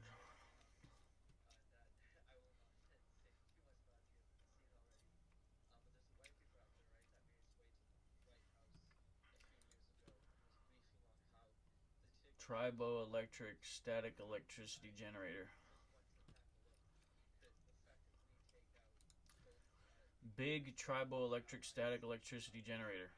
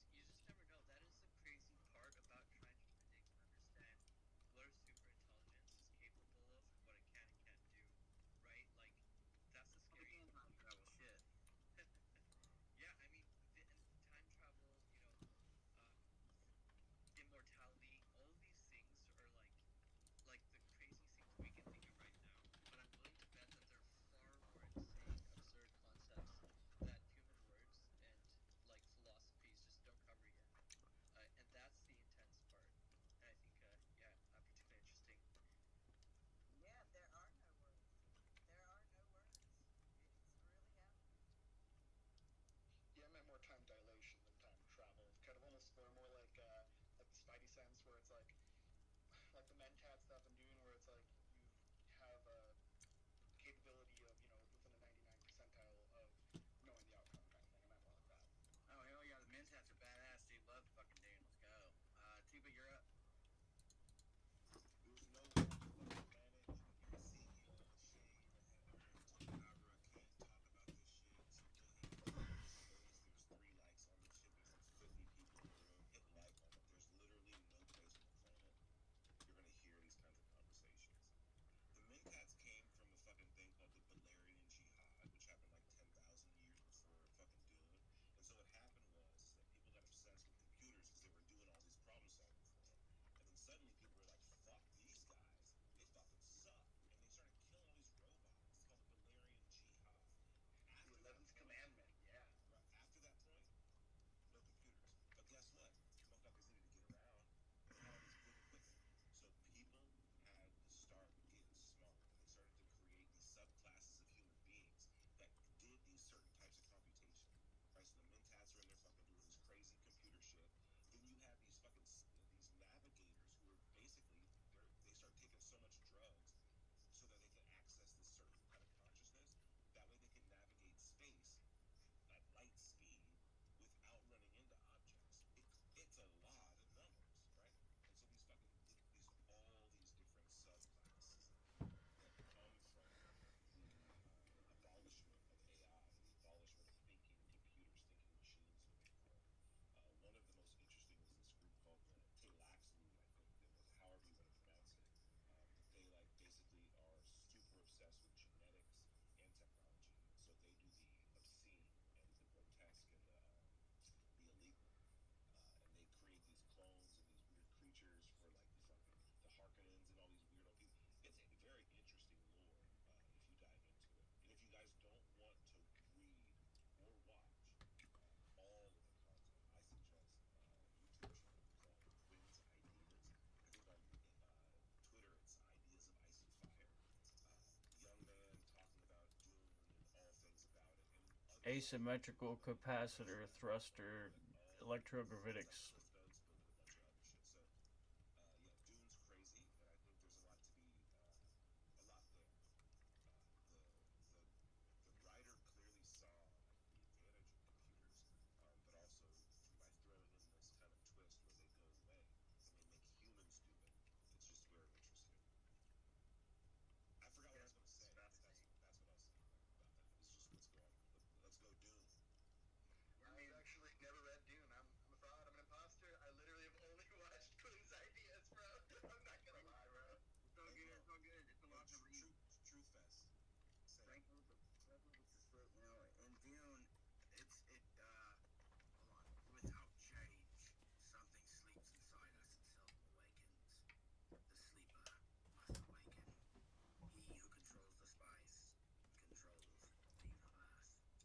You know, like that's how fucking badass Dune is. Like, yeah, I saw the new one.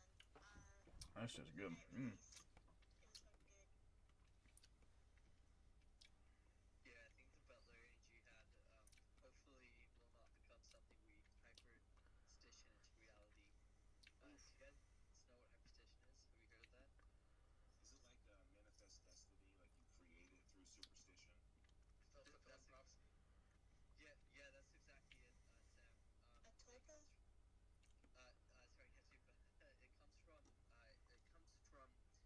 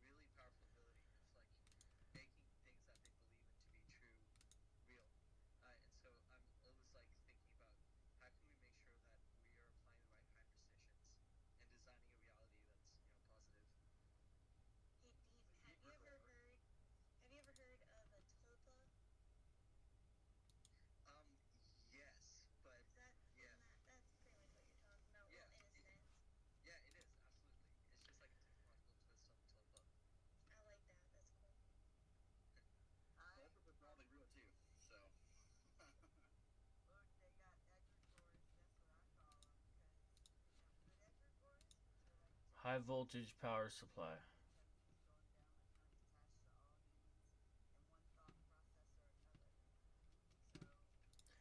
High voltage power supply with variable voltage.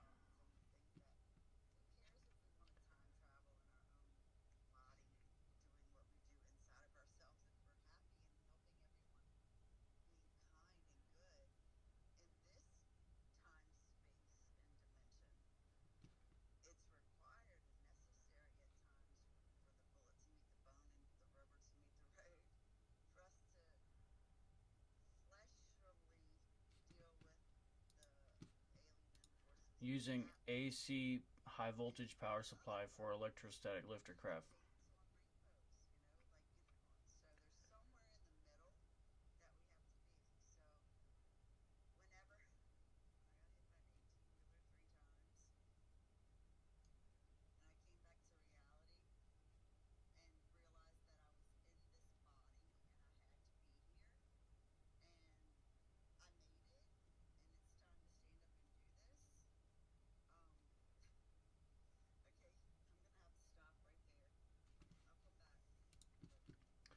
Electrostatic lifter craft. Can you use AC power supply? Gotcha. Yeah, definitely pace yourself, Tina. Yeah, I think you know, like you touched on something important though, which is the importance of moderation. Like right now, that's the other aspect of the extremist sort of point I was trying to make earlier.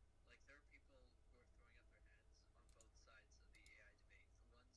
The ones who want to accelerate and only accelerate are basically throwing up their hands on safety, right? Basically implicitly admitting that it's not possible.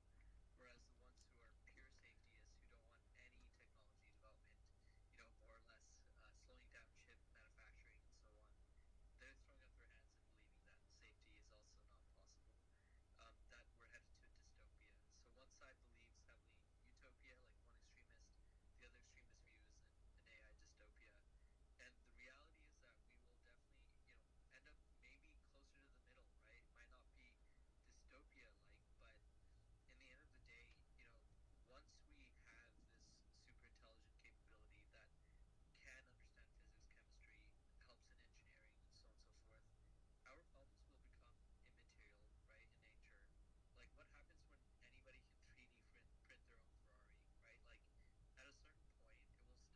immaterial, right, in nature. Like, what happens when anybody can 3D print their own Ferrari, right? Like, at a certain point, it will stop being materialistic issues that are our biggest problems, and we're gonna have other problems that are gonna be far more sophisticated and, I think, intellectual in nature. Nuclear powered electric jet propulsion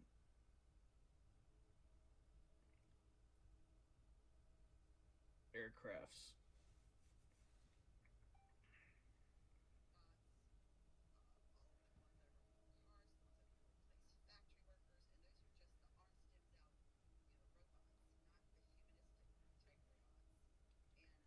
With permanent magnet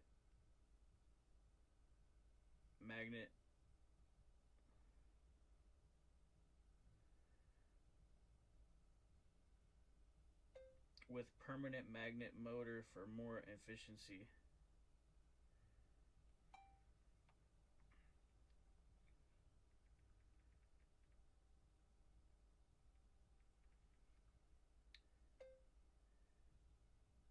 And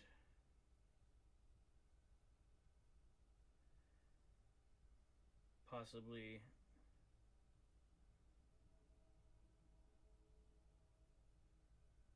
getting energy from the vacuum with some of those techniques. And maybe using a little bit of water or hydrogen power. And maybe producing the hydrogen on board, on demand, using electrolysis, variable voltage and amps and current.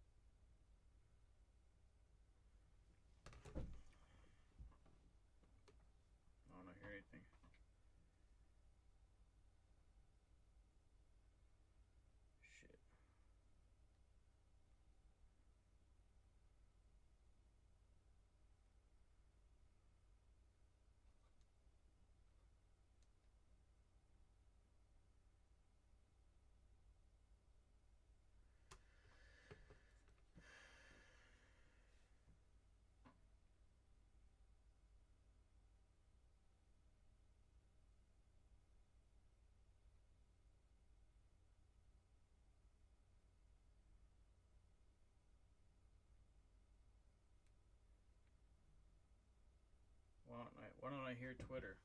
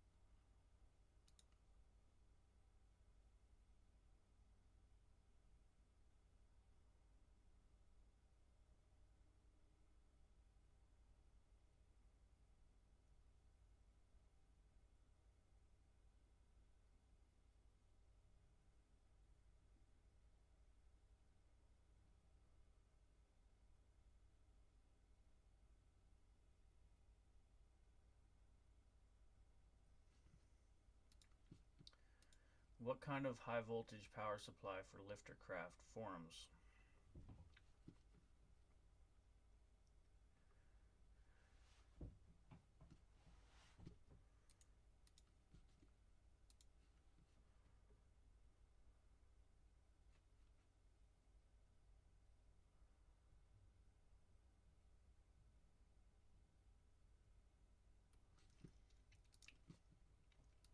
Can lifter craft shock you?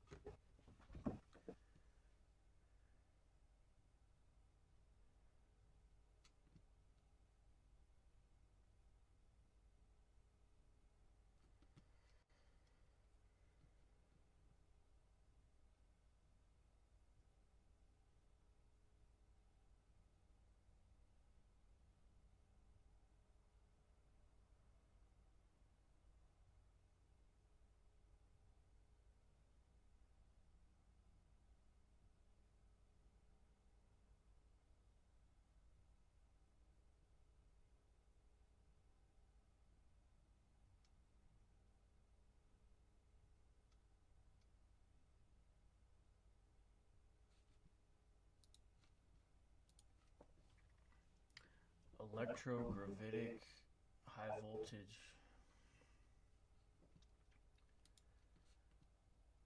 voltage lifter craft that high voltage lifter craft that can lift humans.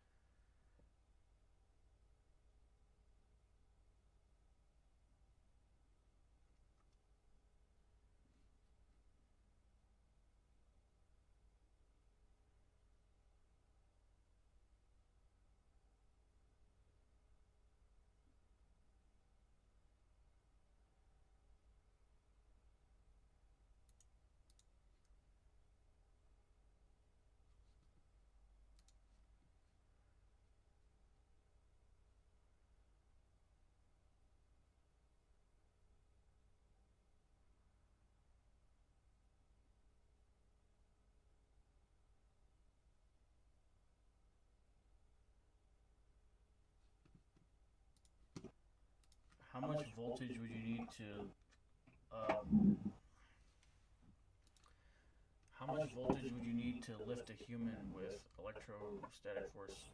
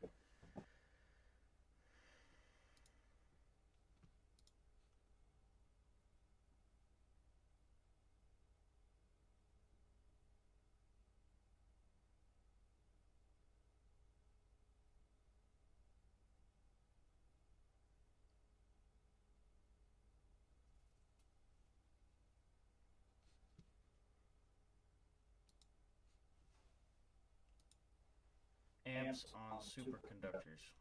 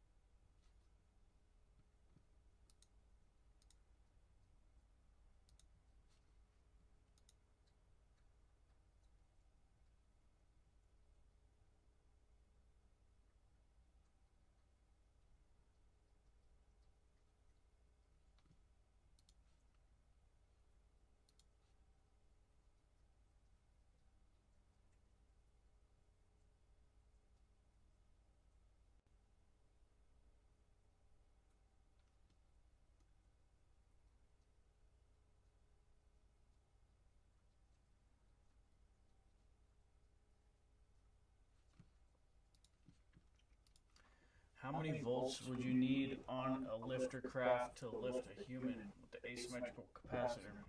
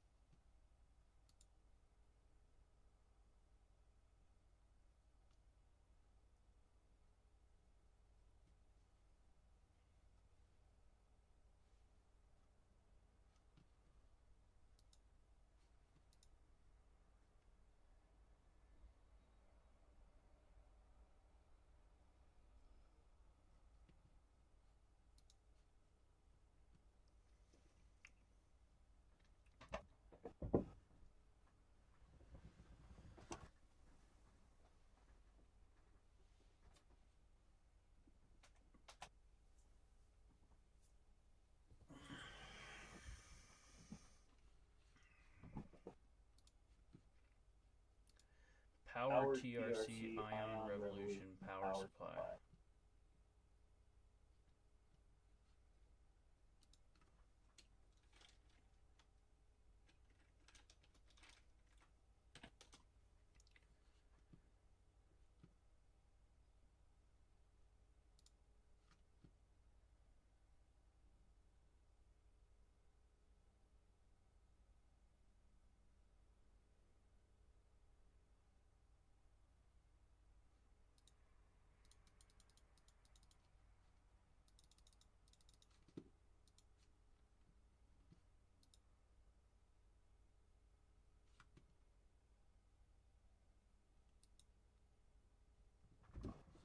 Oh shit, it's showing the wrong thing. What the fuck? What the hell's going on?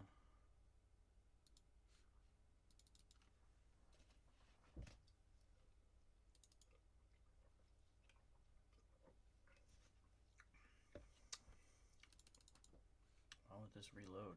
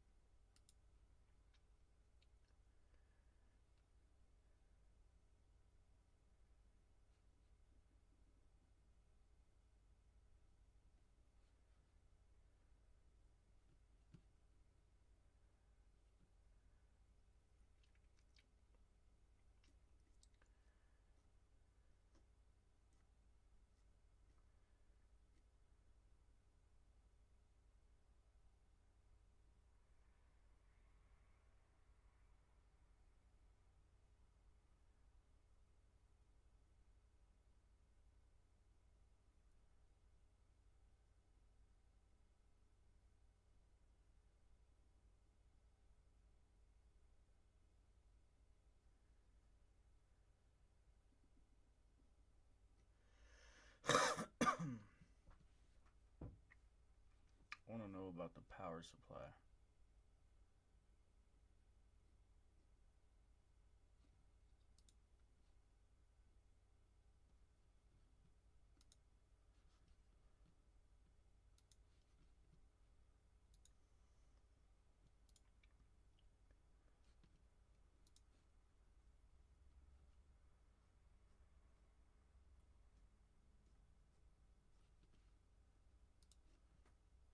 Small plastic flying saucer UFO model.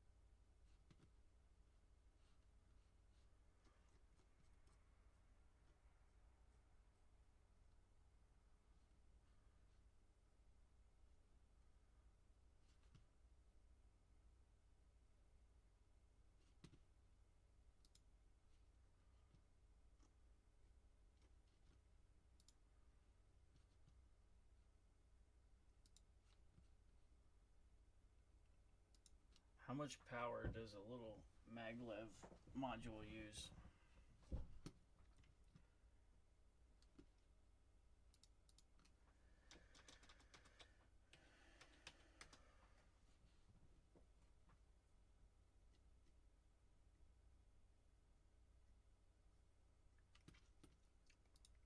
Digital magnetic levitation module specs.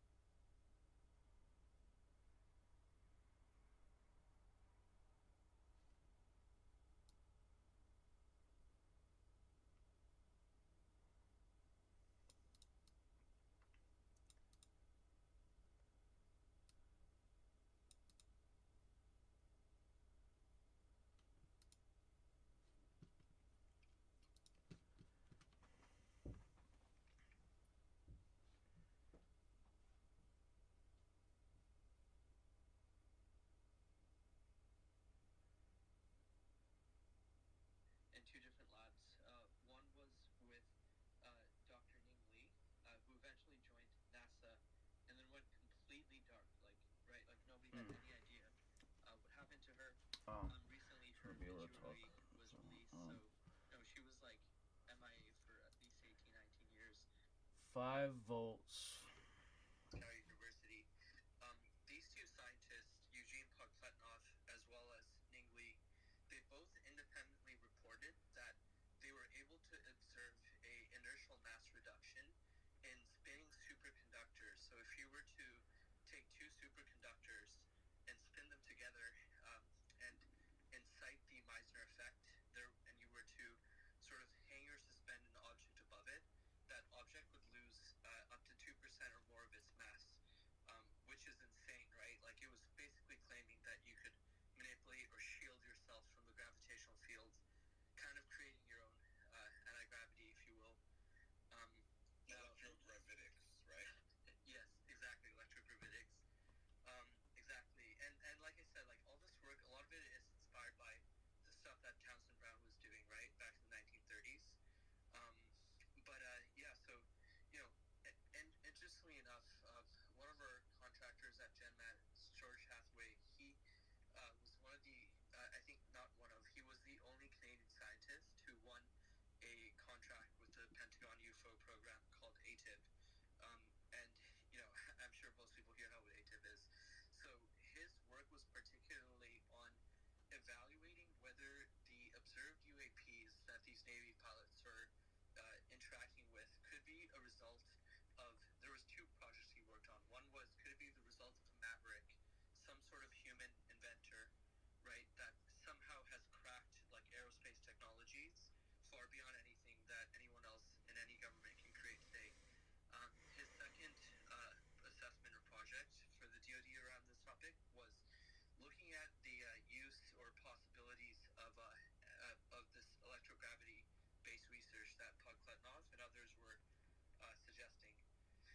So one of the things that he did was he actually hunted down Pogpletnov and managed to hire him as a consultant, flew him over to his lab in Canada and replicate the experiments that were done around the sort of gravity inertial mass reductions. It took many, many months. They ended up creating one of the, at the time, the largest superconductors in the world for this type of experiment. And, you know, the hardest part about all this is that Pogpletnov was not himself part of the actual electrical engineering that went on to do, that went on to, you know, have a significant impact in the experiment setup. He himself was more of a materials scientist, so he understood what materials have to go in, the general sort of experimental setup. But there were still particulars that I think he was not knowledgeable of. So they tried to replicate it, again, to the best of their ability, and they reported a null result. I know that's anticlimactic, but they weren't able to observe any sort of anti-gravitic effect, you know, with the caveat that it wasn't an exact replication. Yeah, I think that in the end of the day, we know just from physics first principles that the four fundamental forces, gravity, electromagnetism, weak and strong nuclear forces, are clearly connected. We just don't know how exactly gravity, right, couples to the other three forces. But this is, again, like part of our thesis of why we want to build this physics-based AI, is so that perhaps we have a higher or greater probability of determining the coupling of gravimetric or gravitational fundamental forces to the other three. Because if you actually understand the coupling, or if you have a system, a black box like an AI that does, in theory, you can then learn to affect and alter those couplings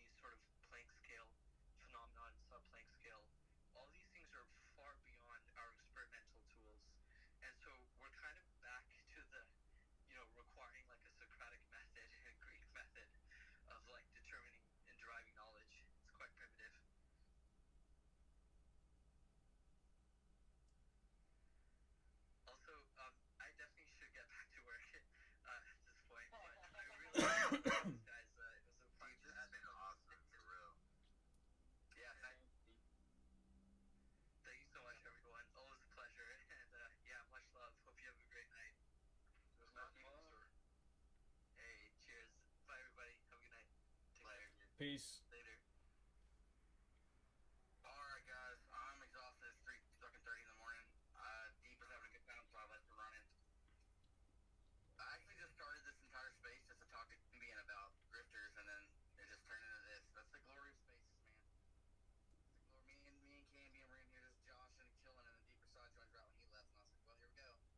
Did you have a thumbnail about some creeper shit, like yet again or something? Like, am I missing something? Oh, dude, yet another pedophile, dude. And this time, it's once again the creeper soldier fucking. Yes. The whole show tonight was about that shit. He was going off. Yeah, he was, dude. He went I'm about done with aliens. That's because, yeah, you did that. I thought it was funny. He, yeah, he sent me all the documents on that guy and everything. We're making a connected Google Doc. We're gonna like, try to keep an eye on dangerous things in the community and shit. So he's a good dude. I like him a lot. Yeah, the community definitely needs more voluntary police in the mix. Get to the bottom of all this stuff. Somebody's got to figure it out. For commissioner. All right, guys.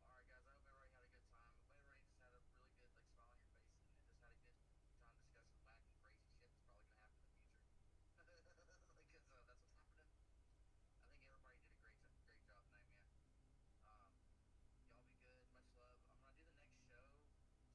Y'all be good. Much love. I'm gonna do the next show. Tuba, if you want to come, you might know more about this. I'm gonna do some research before I do it. It's gonna be tomorrow night.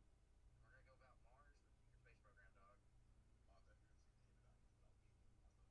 I love Mars. David Icke, man. I'm gonna do it at night. Macabre. There. Macabre too. Yep. We'd all be there, man. Shane, love you, bro. Great space. I met him. People need to like this stuff. We're all here. We're all listening. We're all entertained. At the very least, you can do is show some love. I mean, it doesn't matter, like, what the hell else you're doing. Just hit that button because it really has a huge fucking effect. And Shane,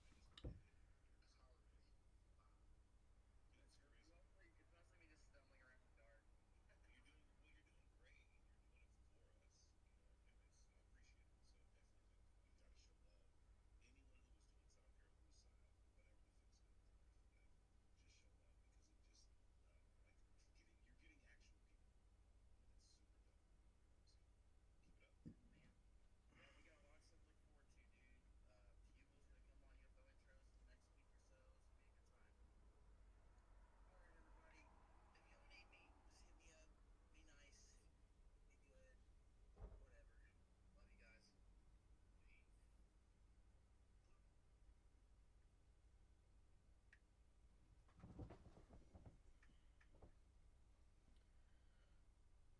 look forward to, dude. Fugel's gonna come on UFO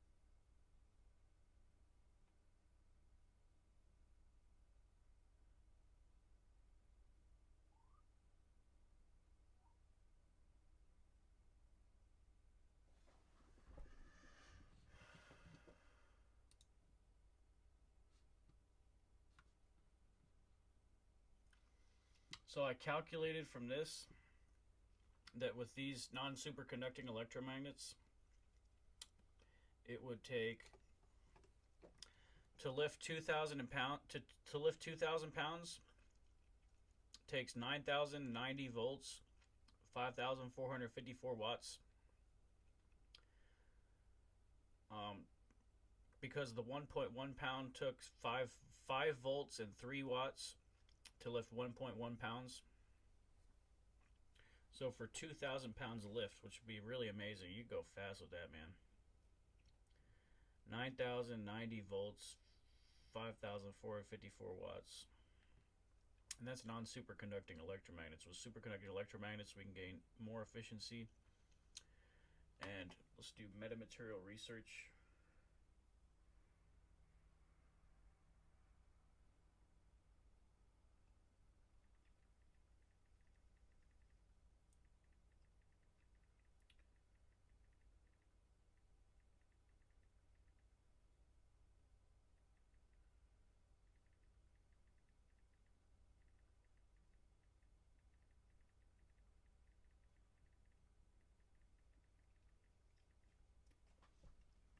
Combine the electrostatic research with the electromagnet, permanent magnet, flying saucer research and tech.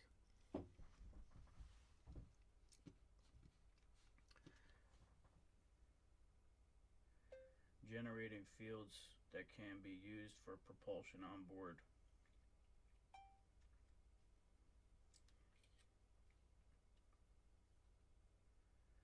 New startup company.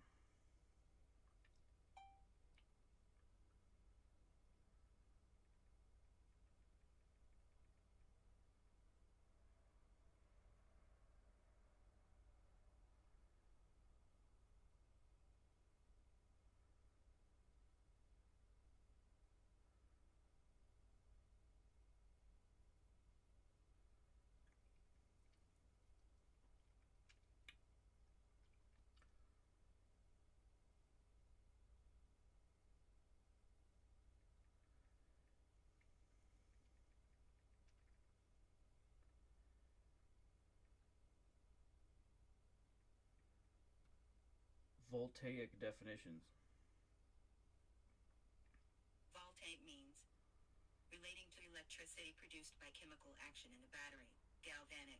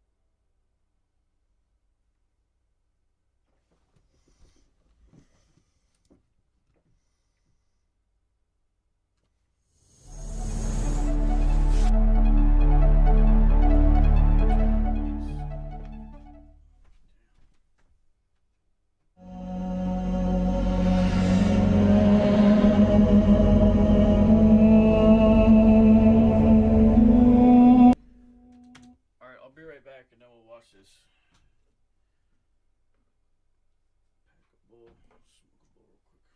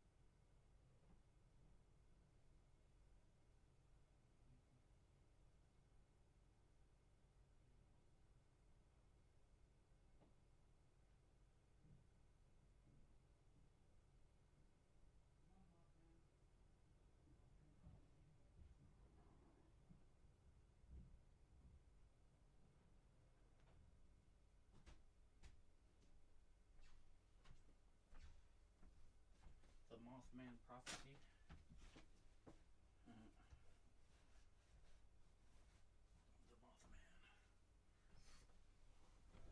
Okay.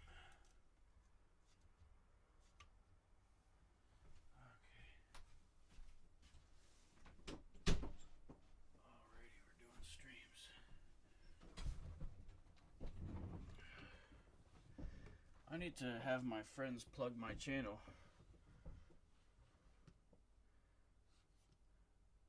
Good thing I'm streaming most of my friends' content, so I think it's fine.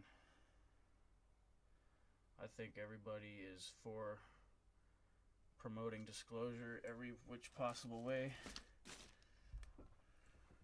So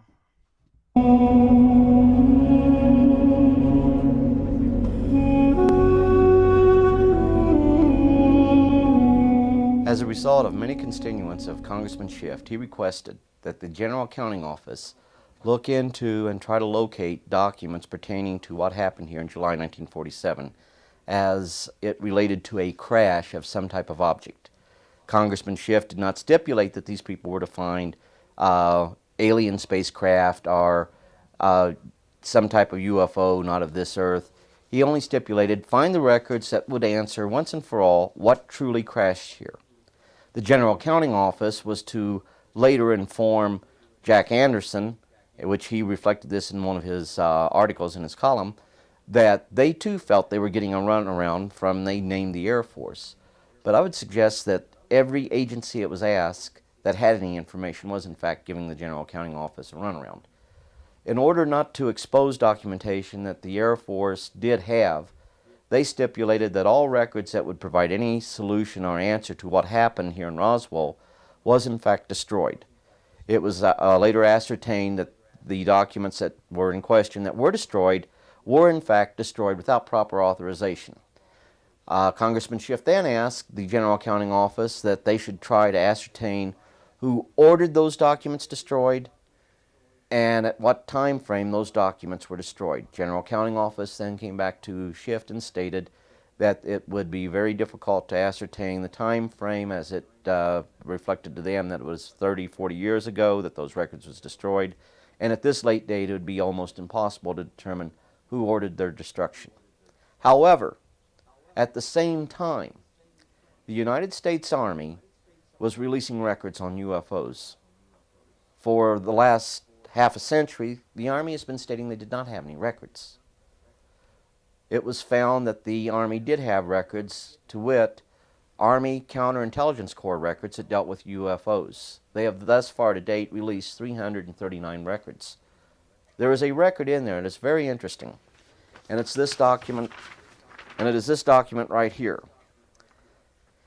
It stipulates, remembering that this is a document that was released dealing with UFOs. It is part of the Counterintelligence Corps files pertaining to UFOs. You will note projects, U.S. Air Force Detachment 35. U.S. Air Force Detachment 35 was a highly sensitive intelligence unit at the time.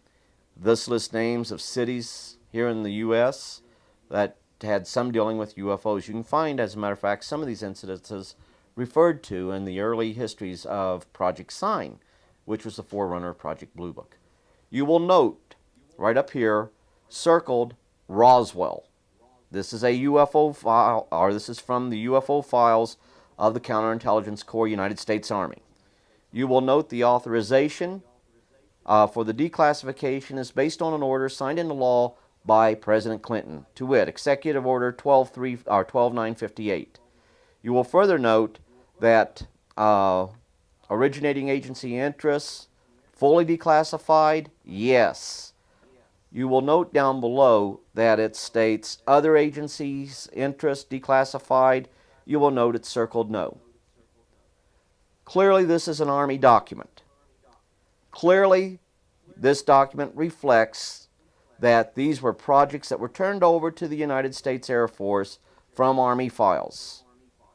Reason for that, prior to September 1947, the Army and the Air Force were the same. We find out that there was a concern about the existence of these documents, or these objects, as to what their purpose was and what their origin was. This came home on February 26, 1942, commonly called the Battle of Los Angeles. We find that there are some 15 to 20 unidentified craft flying over Los Angeles. we immediately responded by trying to shoot these objects down. The 37th Coastal Artillery Group expanded 1,430 rounds without bringing anything down.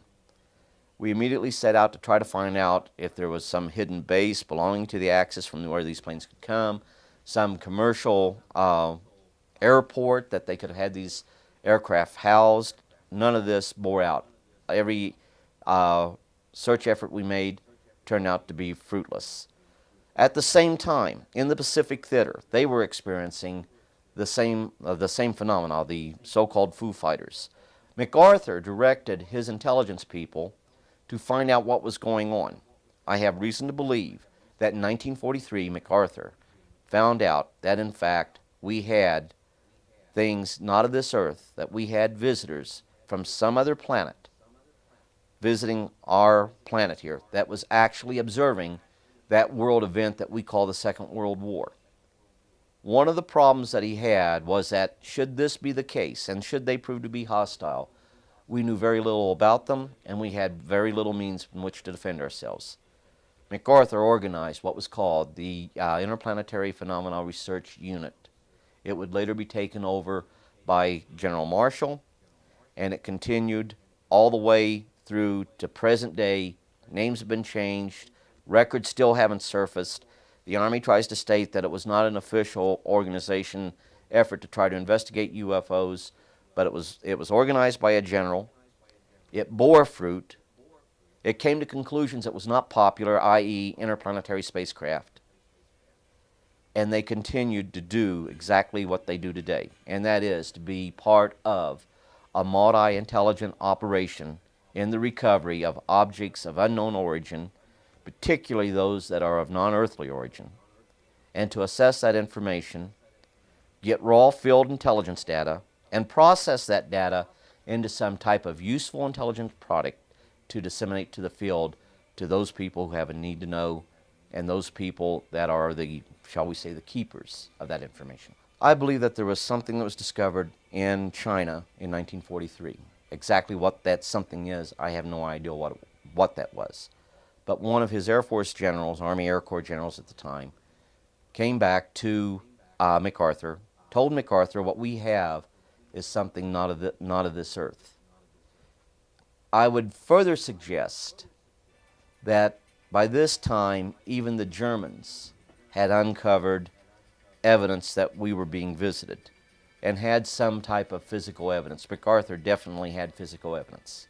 From the documentation I saw, I was not able to ascertain exactly what that physical evidence consisted of, but it was there. The one thing I find quite unique is that the Germans may have tried to back engineer it. We definitely probably tried to back engineer it. But we find that your technology has to be on par with the acquired technology in order to back engineer. We very quickly were able to ascertain within 3 to 4 years after the end of the war that our visitors were anywhere from 1 to 2 billion years ahead of us. In the 1950s, the United States Air Force had an elite unit to investigate UFOs outside of Blue Book, even though Blue Book thought that that unit was working with them, that they were not. This unit was initially organized as the 4602nd Air Intelligence Service Squadron. Among its peacetime missions was Operation Blue Fly. Operation Blue Fly was to recover objects of unknown origin that fell to Earth. It's very important that you remember objects that fell to Earth because we didn't have any spacecraft up there at this time. As a result of this, they had monitors right there at Wright-Patterson that when UFO reports came in, they were looked at very closely to see if there was any possible means of, or any possible necessity of sending out teams to recover any of this fallen debris. The Air Force states they never used them. I'm telling you they did. But the intent of Operation Blue Fly, peacetime project, was to go out and recover objects of unknown origin that impacted with the Earth.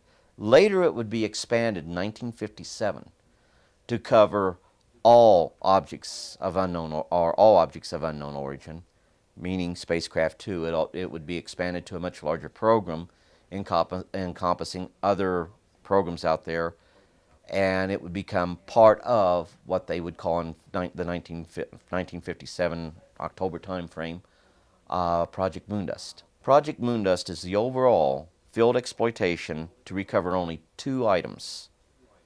That is, objects of non-U.S. origin that survives re-entry into the Earth's atmosphere and impacts with the Earth.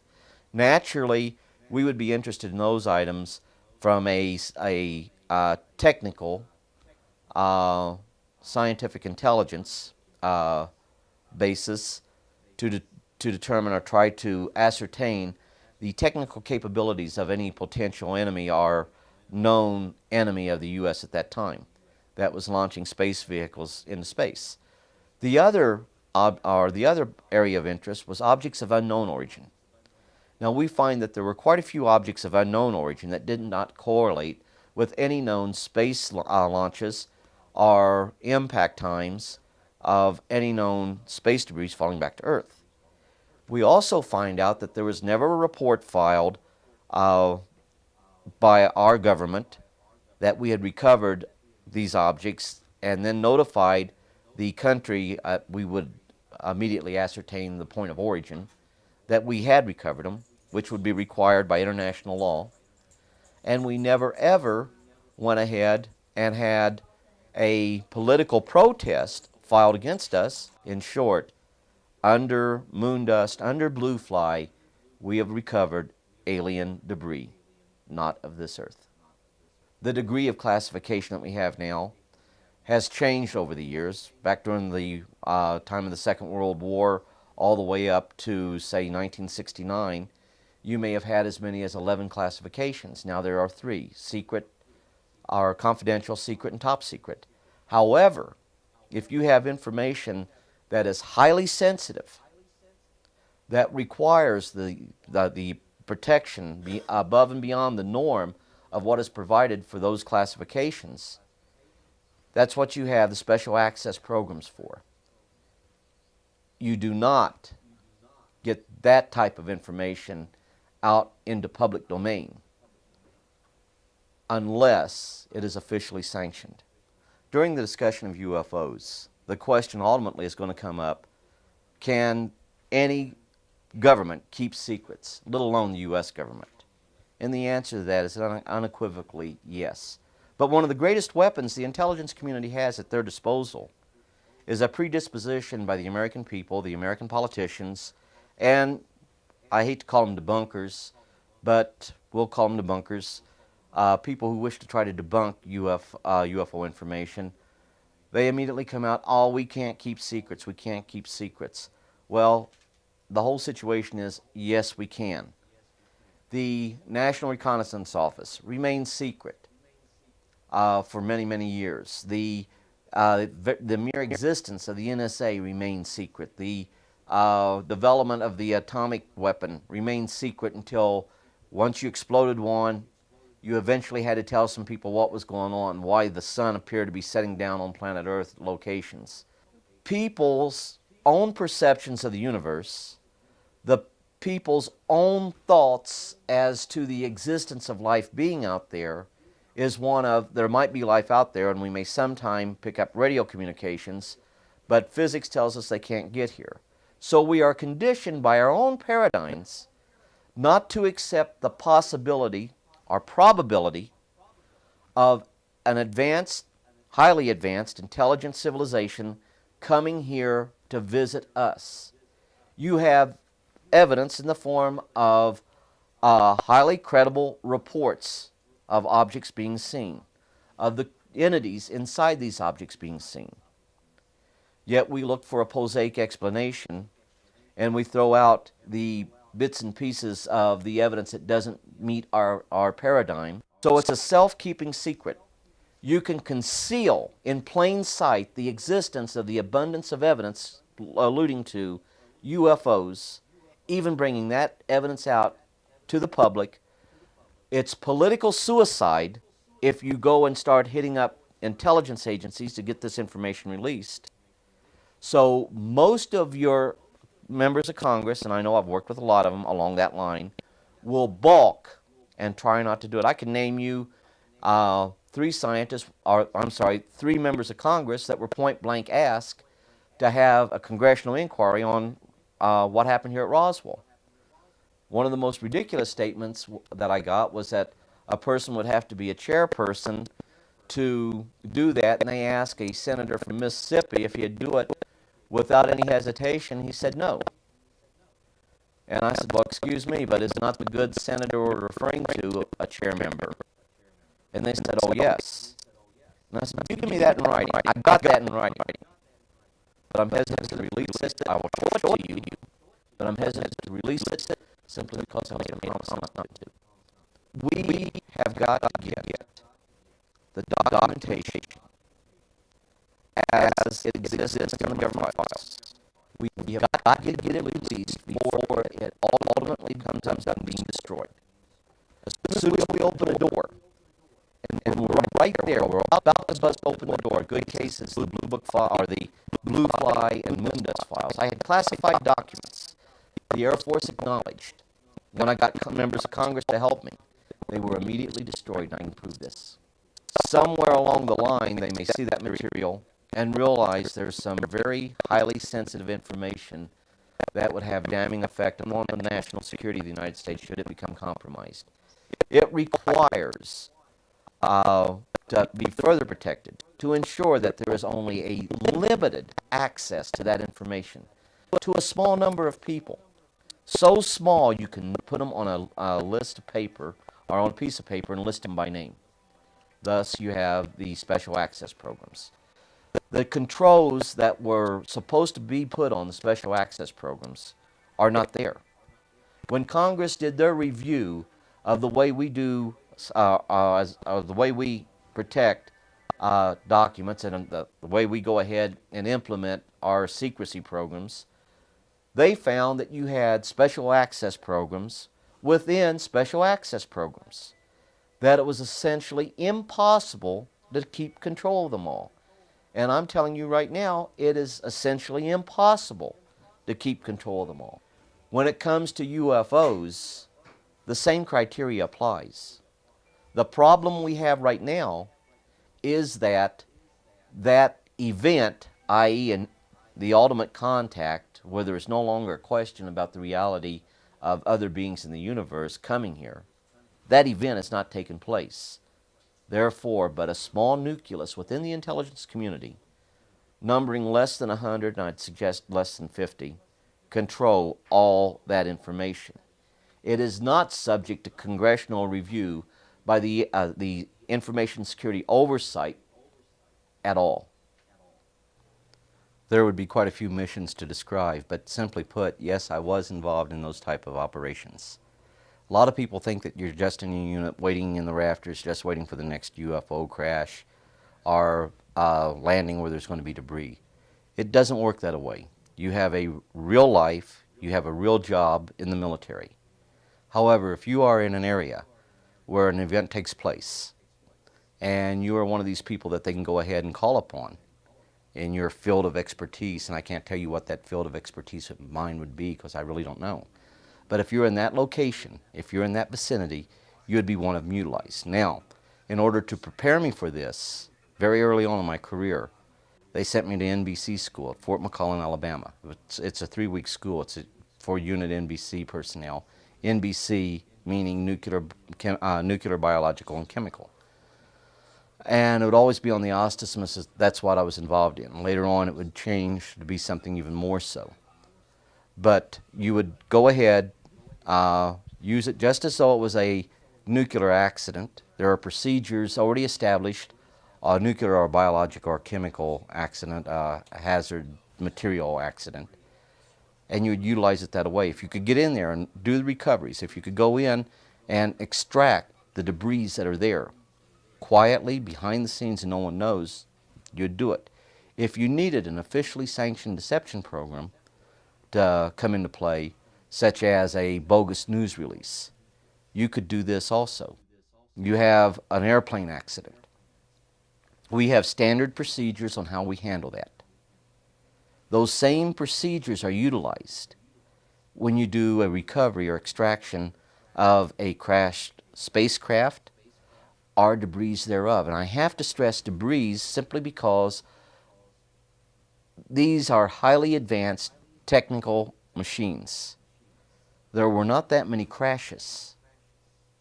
They're flawable because they are made by an intelligence that is as mortal as you and I. Us being mortal, we are subject to error. No, we're talking about a highly intelligent civilization, not a highly incompetent civilization.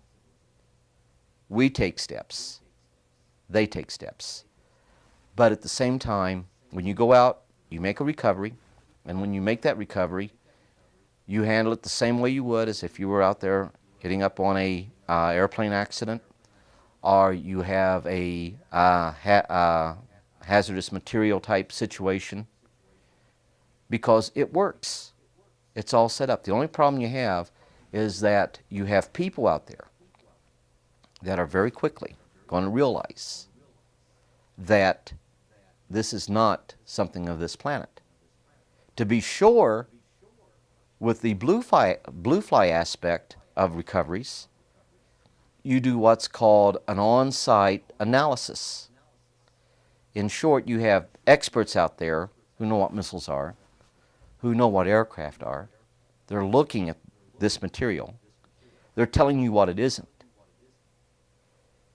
This leaves you to only one possible conclusion: something that did not originate on the face of this planet. That was the intent of the blue fly teams. It was very critical to do an immediate on-site analysis. Now, the way you package the material, if it's just debris, is handled the same way you would if it was hazardous material. You took precautions. If you had a whole craft, you took very serious precautions, because while I still state they are not hostile, but you could cause some serious accidents which would result in death. Not going to get into it how it was with the family when I had to leave, because you get a little emotional because you think about what could happen. But the whole situation is, we didn't reinvent the wheel. I can show you the documentations, documents on how we would do this, except for the classified aspects of it. But they are as valid today as they were 20 years ago, 30 years ago. We have just made improvements. Of course, you try to conceal the material, particularly if you have a large craft and it's disc-shaped, or say wedge-shaped, which is a very good shape that we get from time to time. And you do this particularly if you have to go ahead and put it on a truck to bring here. If you have to put it on a truck to take it to a safe haven area, we track that truck. The truck has an 800 number currently today, where if there's a breakdown, they're to secure the vehicle and stay with it. But they have a number they can call and immediately get assistance out there to move that vehicle to a safe. I think I re-downloaded Destiny, didn't I? I think I should be able to play it easily. Just plug in the Xbox controller thing right here. Connect to it after I plug it in, if I can get it in there. What the fuck? There we go. What's wrong with Steam?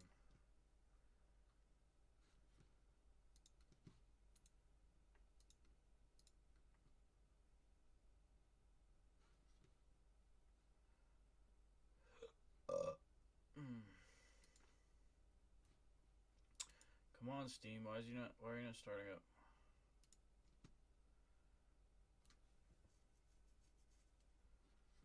Trying to play some video games.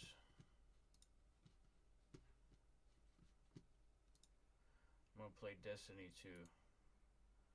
I wish they didn't get rid of what the hell? Why is it going constantly upward? What the hell is doing that?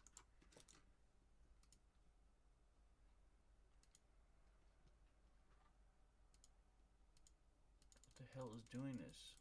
Safe haven area. And there are procedures outlined in this. As a matter of fact, you have a shipping document. And that shipping document has a number right on it where you call. What you have a code word. There's a code word. I'll use one that we used all the time, Tabasco. Let's say your code word is Tabasco. Well, they're not going to send people out there that are familiar with aircraft, that are familiar with specific types of chemical, are people who are real experts in nuclear waste or things of this sort.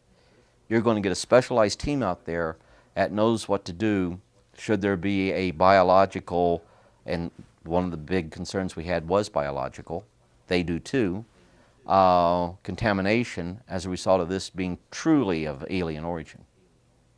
I am prepared to state that I have been at locations where craft of unknown origin that did not originate on the face of this planet was there. I am prepared to state that while I was there, we saw living, dead bodies of entities that were not born on this planet. I am prepared to state that we had what they referred to as interfacing with those entities. I am prepared to state that the situation is they have a school to try to indoctrinate people. I never went to that school. I always refused. I am prepared to state that when I got out of the service in 1990, that they held me for 2 months, that I might better reconsider to stay in and not get out. I am prepared to state that I had orders that stated that I was supposed to get out December 1st, I think it was, December 1st of 1989, that they revoked those orders, once again in violation of law, to hold me for 2 months. What the fuck is going on with my stupid video games?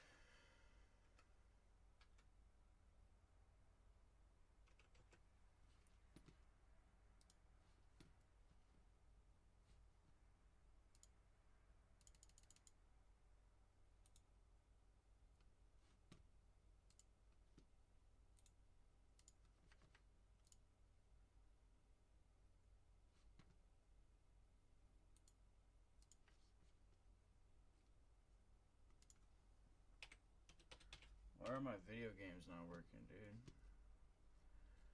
I have Steam.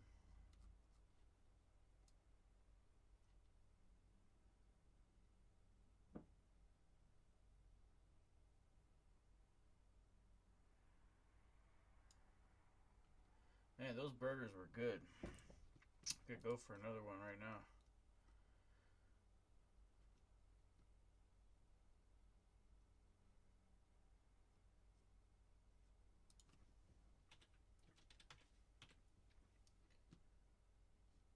Well, this is stupid. I should just restart my computer. I don't know what the hell's going on. Or maybe I should try unplugging my internet.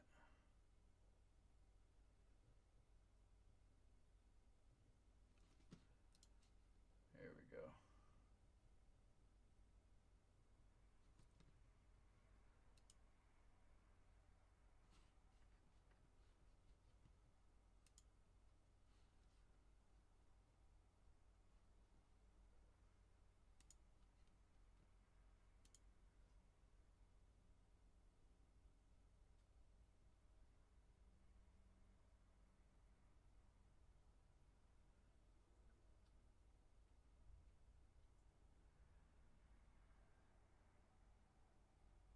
I can't wait to play Destiny. I wish they didn't get rid of Jupiter on Io, though. I don't know why they got rid of Jupiter. It was stupid. It was like one of the best planets to go to on Io and look at Jupiter and stuff. And I can't believe they got rid of it. I just can't believe it. Hopefully they added a new place, because it really sucks what they did.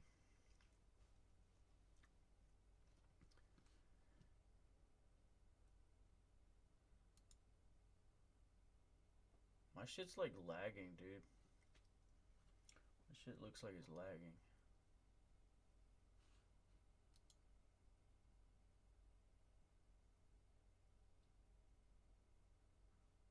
Why does my shit look like it's lagging? I don't think it's maxed out. Oh, it says CPU is at 100, damn.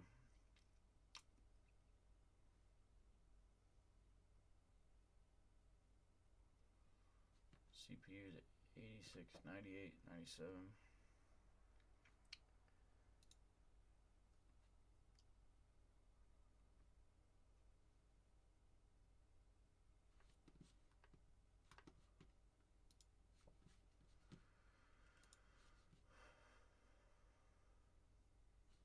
Why does the fucking camera keep glitching?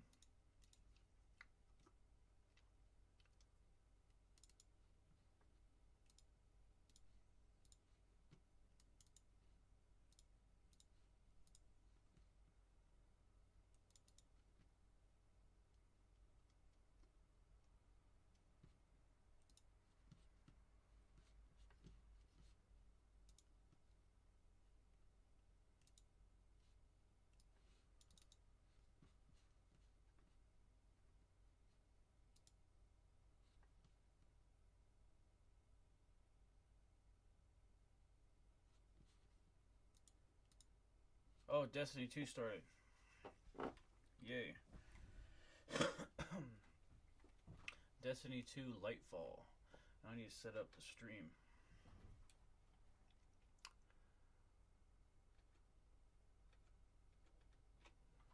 I'm just gonna do it. I'm gonna say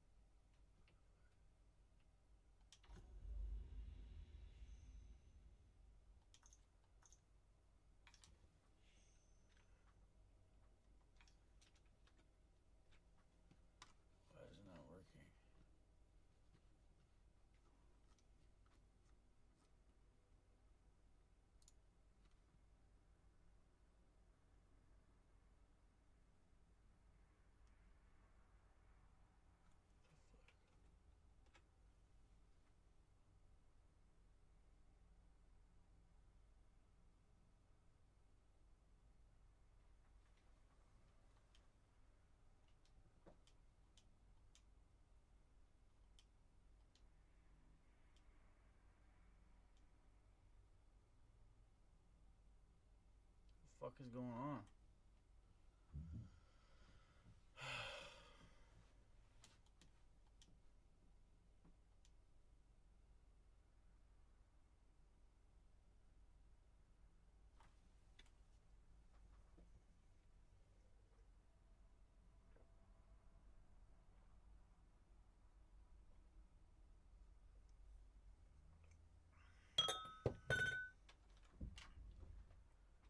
What the hell happened to it?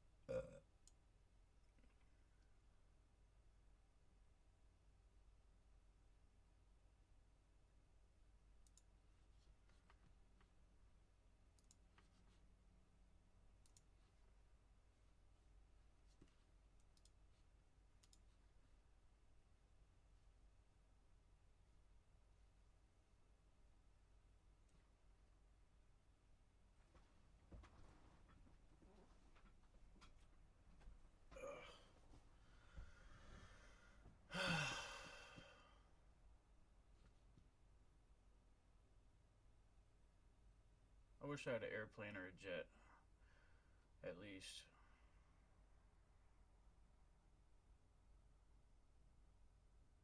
Or a paramotor. Paramotor at the very least.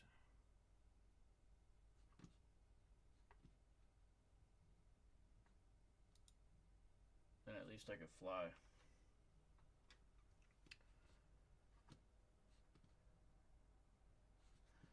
I should try to get a paramotor. I want to try to make money and then get a paramotor and stuff. Maybe a plane.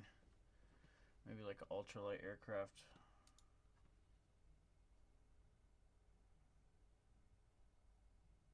So my camera's working. There we go. Alright, so let's see if this is gonna work. Try this getting working so I can get in the game and show you guys. Installing Destiny 2, verifying content in progress. Damn it.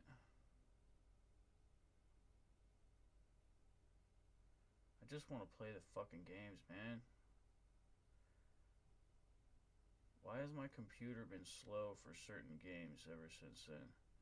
I don't know why it's like slow to read and write and stuff and like load into the game, reading and writing. I don't know.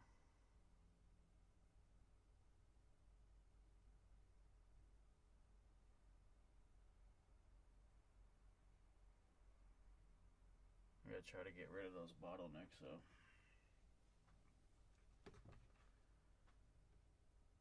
Bottlenecks on a performance.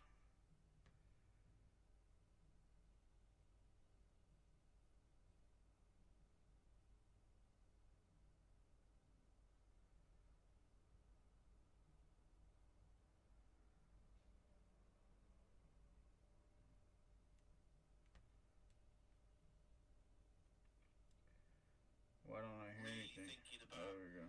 what the campaign should be to get a non-Chinese drone produced in massive volume, Doman. Request to speak. Because if the Chinese think that they are the only ones with the technology to produce, effective, low-cost drones, I think they're sadly mistaken. Yes, I just I'm want to see if for a bit. Like there are 5%. everyone realizes, I think, at this point that they're going to be doing very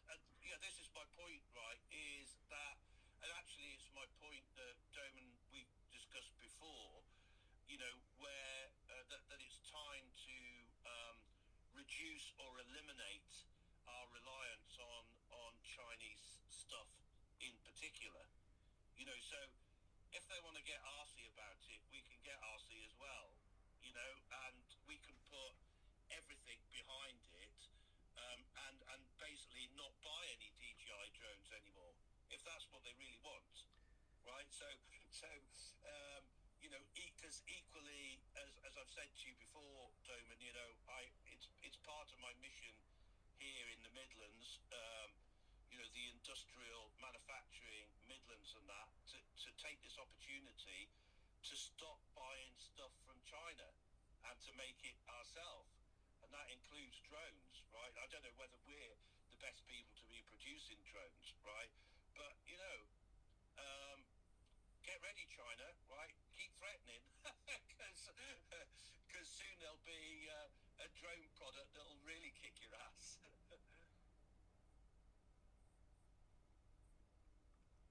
It's not just about what, it's also about volumes, right? And that shouldn't be forgotten under the circumstances. Drones are very much consumables in Ukraine right now, because of the nature of the fighting. There's lots of them. Lots also get shot down every day, be it reconnaissance drones, be it other types of drones. Of all sizes, from tiny to shockingly large. So that shouldn't be forgotten either. It's never enough. You never have, oh yeah, now we have plenty of these. Dude, these people don't have the right to take away my well-being in my life, dude. I need to get some fucking... Actually, I got the Kratom coming, so the Kratom will be good. I need to get some pain medicine, too, though. Shit's stupid.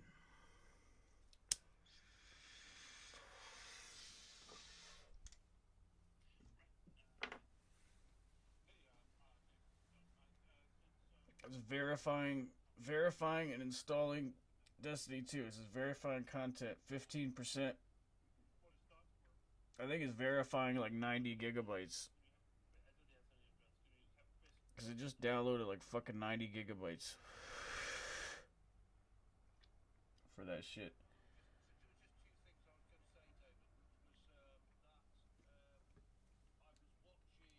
One of the videos that's going around, which you may or may not have seen, of the Ukrainians clearing Russian trenches. I think it was in Bakhmut, right? So there's loads of those, but so this it was the third assault brigade. Okay, thanks, Filet. Right, and so the one I'm talking about in particular, Filet, right, is the one where they basically advance down the trench, using drones to go ahead of them, so that they don't have to put themselves into danger. Is that the one that you're thinking about?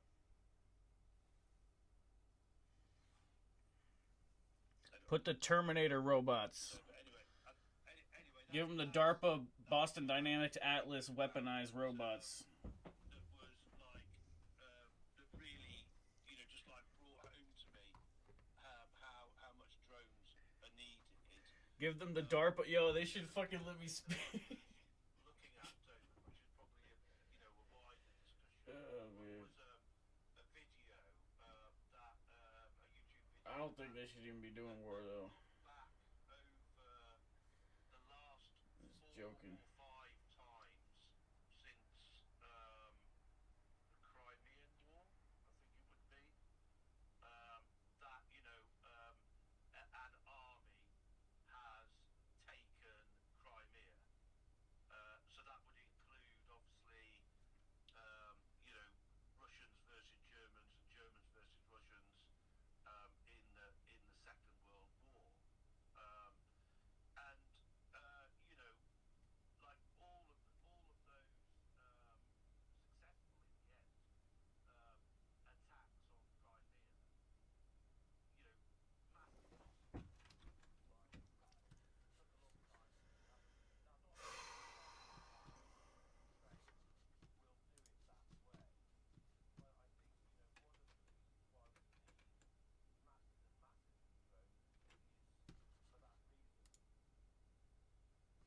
Months, pending approval of my retirement, which had already been approved. The purpose of that was to try to convince me to stay in. Wait, it's not showing. What the fuck? We have contact with... What? Why is this not showing?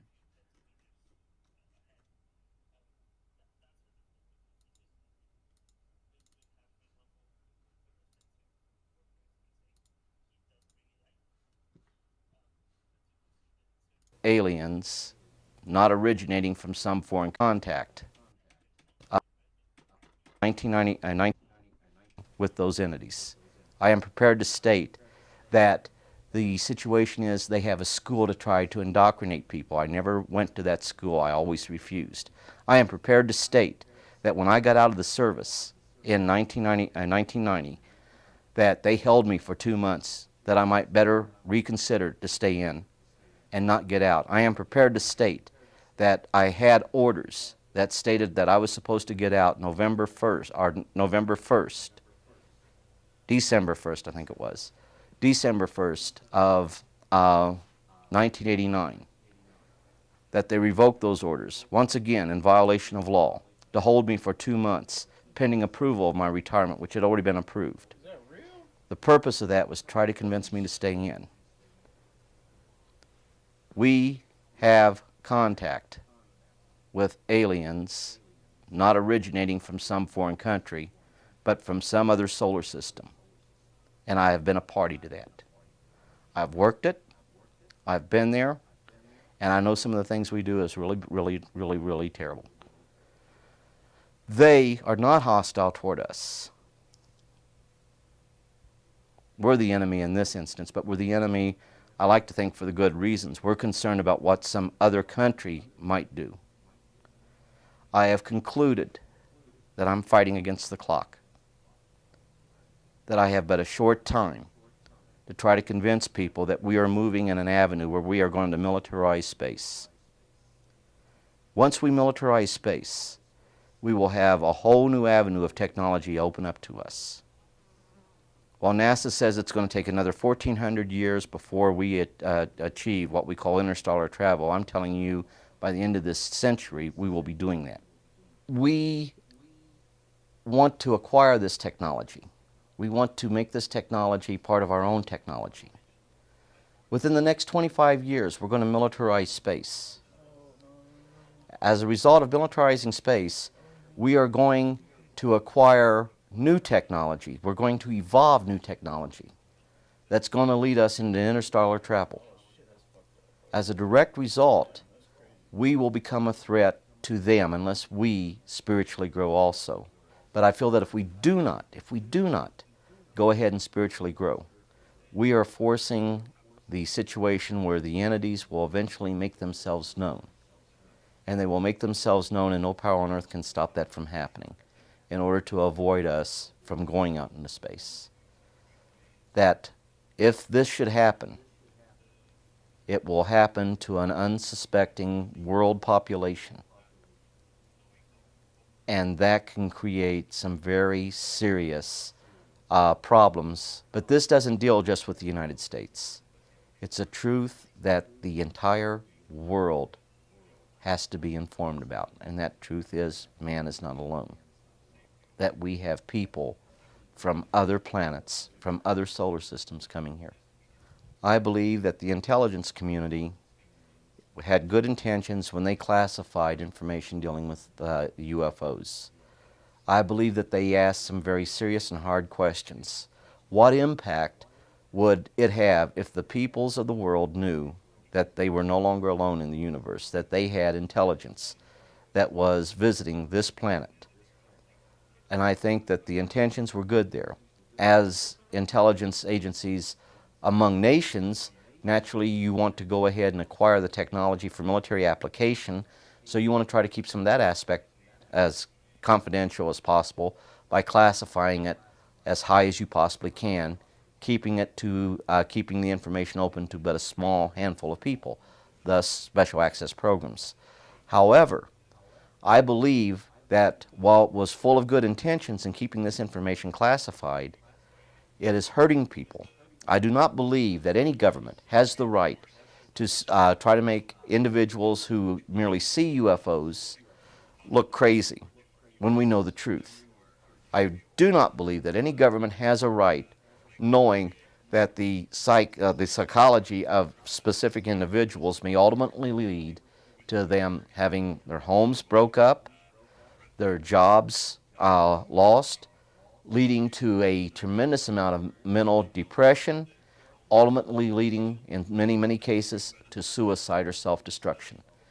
When we see these types of things coming about, we have an obligation to reconsider our thoughts and standpoint.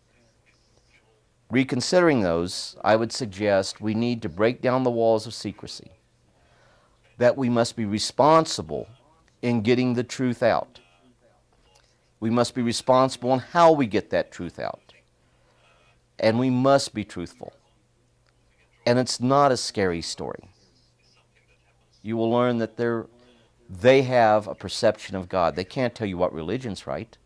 You find they have families. You find they have cultures. You find that they have likes and dislikes.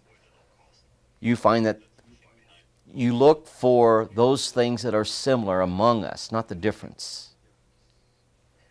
And that's the way you start on the path to truth.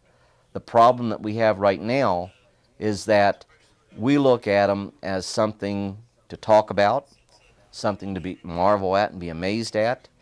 But here again, they are still considered in the recesses of our mind of something that's not practical and something that isn't real. Well, we just finished with the training that I took to be an NBC NCO. And a friend of mine, which I'll call him Jack, and Jack was his first name. He was a Spec 5. He brought me back to Fort Lee, Virginia. Somehow, some way, my ticket, my billfold, everything came up missing. I got my billfold with the money back in it, but I never did get the ticket back. But not having a way to get back to Fort Lee, Virginia, he was going to Fort Meade, Maryland. He says, "Come on, I'll take you." And we discussed UFOs on the way to Fort Lee. Several weeks after I got back to Fort Lee, I got a call from Jack, or allegedly it being Jack, and I believe it to be Jack because he was a cheerful, happy-go-lucky person, and this person sounded the same way. However, when I got to Fort Meade, where he was supposed to be at, they said, "Well, he's going to be tied up. We'll talk to you later about his situation as soon as he gets free." He says, "By the way, have you ever been to the Pentagon?" Well, at that time, I'd never been to the Pentagon. So they said, "Well, it's really a unique place. Says, why don't we go ahead and give you the 25-cent tour?" So we went on over. We went in. I had a little badge that was given to me, no picture on it. But the guy that was with me, his had a picture, and he'd just tell the guards he's authorized to come with me, and he'd always be the one to get me in. You had to show your military ID card from time to time, but we walked down the corridors. Finally, we got to a place that had an elevator. We went down. I don't know how far down we went. I can't tell you if there's one flight under the Pentagon, 2 or 50. But we went down. When we went down to, I don't know, several seconds in the elevator, we get out. When we get out, there's just like the white walls, and it's like an inverted D, like a flat bottom with a curved top. Now, there's 2 monorails there. I mean, they're rails, they look like big tubes, rather thick in the center, and 2 on the side, one on each side. I could probably draw you a better picture of it than the way I'm describing it. But you had these little monorails, what I call them, cars that look like a bullet. I mean, for lack of a better term, you had where you could seat 2 people in front, 2 people in back. We got on the one monorail and started to go, and it seemed like maybe 20 minutes, but I'm guessing at that because I don't know for sure.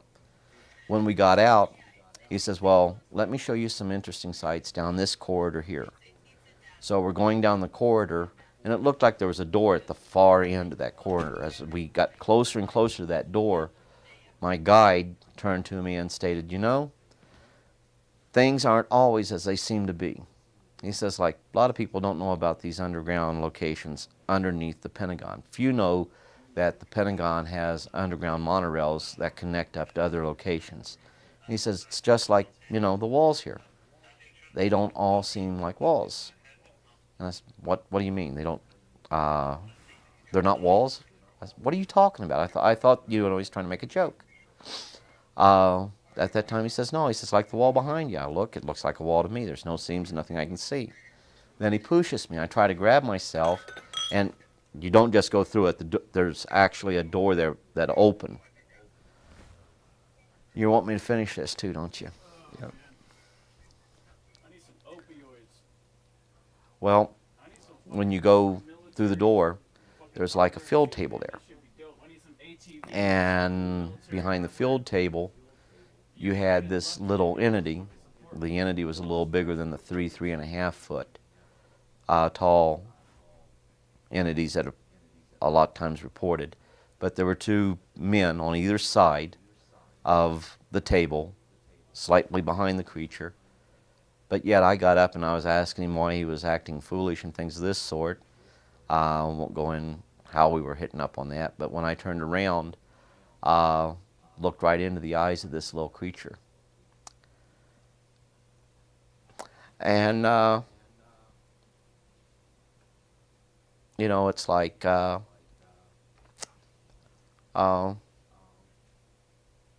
you're seeing it, but everything's being pulled from your mind, pains you felt, you feel that, and it's like a buzzsaw going off on your head. He was reading my whole life. And I mean, you know, it's hard to describe what you really felt there. Your life up to that point in seconds. And I mean, you were feeling everything. Went ahead. I remember going down and grabbing a hold of my head like this and falling to the floor. Next thing I remember, I wake up and I'm back in Jack's office. And when I'm back in Jack's office, they told me nothing happened, that I'd been there the whole day, but I knew better. There is an interaction between entities and certain government agencies within the U.S. government. I will not go so far to state that they are giving us technologies to kill ourselves. They are not along that line. Their purposes of being here are for scientific purposes and for humanitarian purposes. Abductions, those abductions which I believe to be real, have nothing to do with the scary scenario abductions that people hit up with. There's a reason for it. We have been very foolish in how we have done certain things, and we have harmed ourselves. We now realize that we have harmed ourselves, and we are trying to take corrective action. And that right there is the one thing that they're checking on. There's been the biosphere that's been damaged. They're not coming here to repair that. They are coming here to see how we handle it. But a government can't be the one that shoulders all the responsibility and shoulders all the knowledge and all the understanding. The whole situation is that we have to work in unison as a people, a united people. Let's go ahead and start preparing ourselves to where we ultimately will take that giant step to where we're going to be visiting other planets out there in other solar systems. And we have to, once again, I'll use the word, grow spiritually as a group of people. The people representing mankind on planet Earth. Yes, there is some type, and I don't know to what extent, but there is some type of dialogue that is taking place between our visitors of all species, because there's more than one, and the various governments of not just the U.S. government, but of the world's. Primarily the fully developed, or the, how do I put this, the more developed nations of the world. Because at present, spacefaring nations represent the greatest threat to them as a peaceable coexistence. So I went ahead, took the little snack lunch that I had with me, took it upstairs. We were looking down, we were seeing the briefing room. It had like a plexiglass that separated the balcony and what was going on downstairs, and you couldn't hear what was being said. But we started to notice that they were running the film, and the film showed various types of what we would call UFOs today, and showed various types of alien creatures, i.e. Your grays, some covered with a whole lot of hair, some that looked very much like us, some that looked like us with marked differences. We were not aware of the fact that there were people now up there with us. And they told us, you know, what are you guys doing up here? And we told them, well, you know, we're just sitting up here eating on our snacks because we didn't want to go to the dining, or we did not want to go to the snack bar. And they went ahead, said, you need to come with us, and you need to come with us now. So, I mean, they pushed us, grabbing us by the nape of the neck of the shirt, and pushed us down the stairs. Once they got down to the stairs, they pushed us on out the doors, pushed both of us into a van. The van was right there waiting, panel van, where they pushed us in and shut the door. And then they drove us off. We don't know where they took us to, but the location where we finally got out was a one-frame, military-style building. They took us in there, put us into this room. The room had, like the military cots there, had one table with a light there. And we were sitting back trying to figure out, well, why are they doing this? Why is this going on? So on the 5th night, I got out. When I left the 5th night, they drove me back to my billets. I went in, reported in, went to bed because I was dead tired. All I wanted to do was get some sleep. Next morning, which was a Saturday morning, I am awakened by the CQ, that's charge of quarters. And he says, First Sergeant wants to see you. One guy was acting like a good guy. The other guy went ahead and says, I told you, we shouldn't trust him. Let's just take the so-and-so out. Let's just end this. Let's shoot him. And one guy, no, we'll discuss this. And he sent the guy that was supposed to be the bad guy. We use that sometimes in security, good cop, bad cop. But the one that was supposed to be the bad guy, he went to get some food. We had coffee, the guy that stayed there that was acting like the good guy, and myself. And he says, listen, he says, you like working with this stuff? And I don't, no, I don't. And he says, well, you know, you have experience in it. You've had some involvement. He says, and those were not phony pictures up there. They were not trailers. Says, would you like to work with it? Would you like to work with us? No, I wouldn't like that at all. Eventually, he goes ahead and says, look, you like working with it. You'll get to work with it. You'll get to learn more about it. Says, but the whole situation is, by the end of this year, we're going to release everything we know. But here again, the world is not a safe place. We have to know more from a technological viewpoint, a military standpoint, than potential enemies of this country. So I'm asking you, work with us. Well, I thought about it. You know, I was young, and I thought this is something that I've actually been involved with all my life, that it'd be fun, that I could go ahead, learn certain things, answers to the questions I had, actually get a better understanding of events in my life. I do believe that, 1, they want me in the military. 2, they want me involved in this program. 3, they wasn't really concerned about if at some later date I started to talk about it. They were only concerned what I might have to prove. If I had some little slivers of proof, what impact would that have on my story? And that's the speculation I have on it. I know they did not want me out. I know they want me to stay in. I know they want me to go ahead and go to what they referred to as the school. But I never ever would permit myself to go to what they were referring to as school. If you go to school, it will open up a whole new world for you, a whole new avenue. But I had to agree to it, and I had to go ahead and sign specific papers to go to it, and I was not prepared to go to that school. I'd seen people who were involved with the program that had gone to that school, and let me just say I didn't like their personality. I did not like the idea that by you going there, it made you something special. It made you prima donna, if you wish. That was not the way it was supposed to be. I felt that one of the greatest things you can be is a servant, and not vice versa. So some of these people, I did not like their disposition. I did not like their attitudes. and I did not want to become like them. And one of my fears was if I went to the school, if that would change me the same way. So it's important that people understand that. Now, there are events, there are recoveries, but the recoveries are few and far between. One of the events that took place in 1969 was a recovery of a craft that I call it a wedge-shaped craft that took place in Indiantown Gap. Now, I know it was cold, therefore I believe it to have been in the winter. There was no snow. We were on a field training exercise. The 96 Civil Affairs group, I was part of the 96 Civil Affairs company. I was the NBC,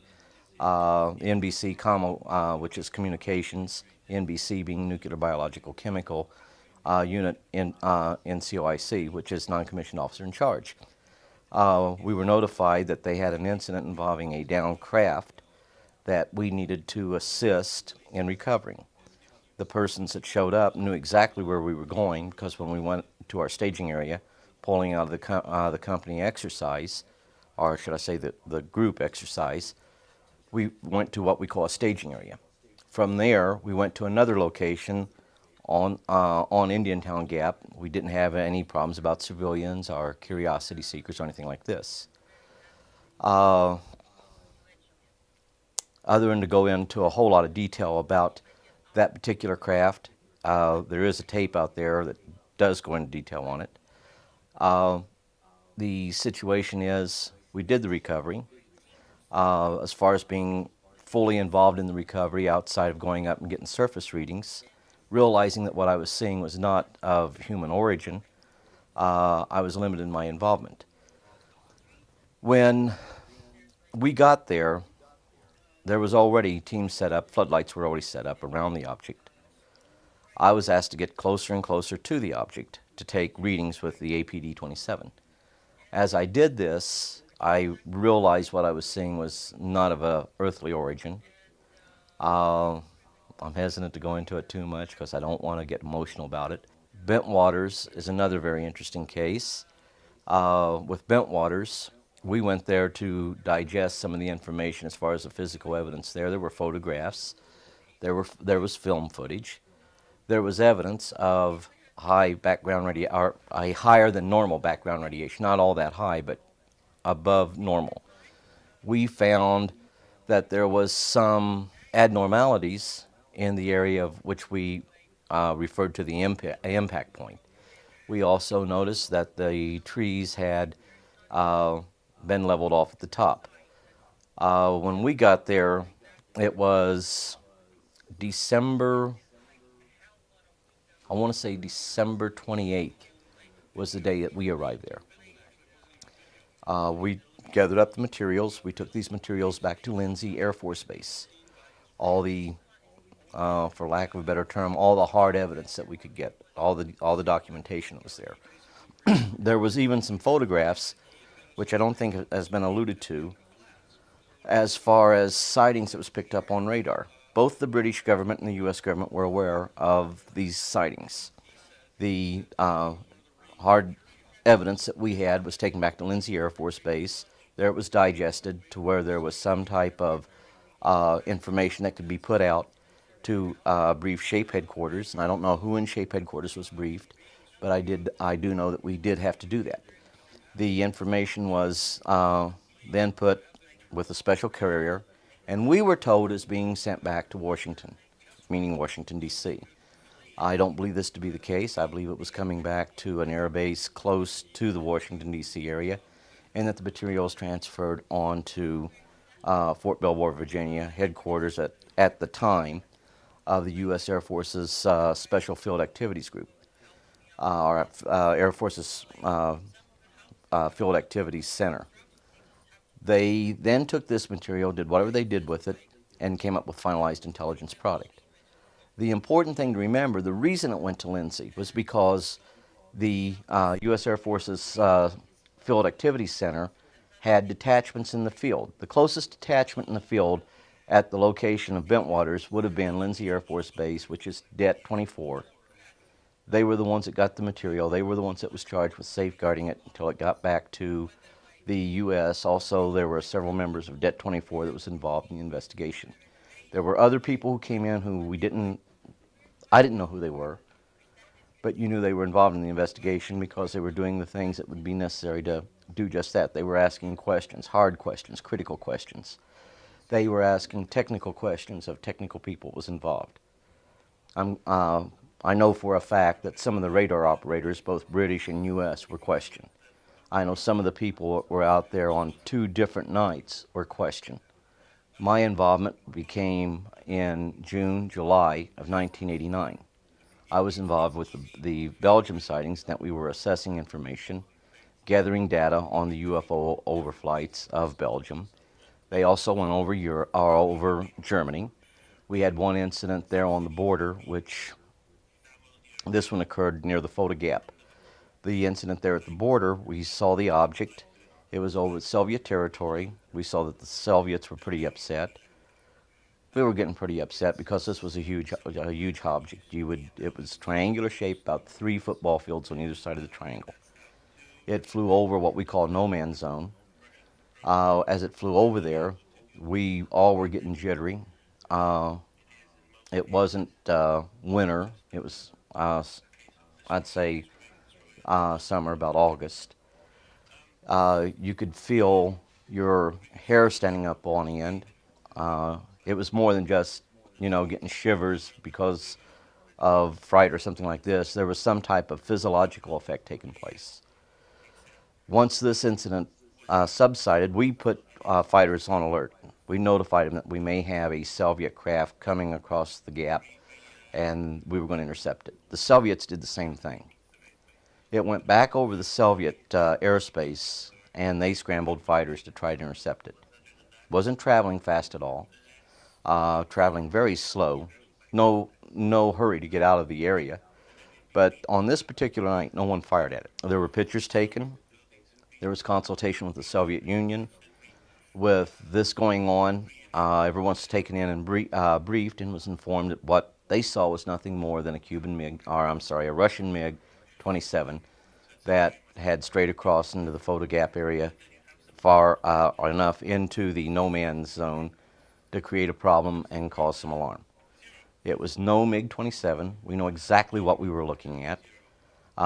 We knew what MiG-27 looks like. You have flashcards, which are silhouettes of the various craft of the Soviet Union and even our own.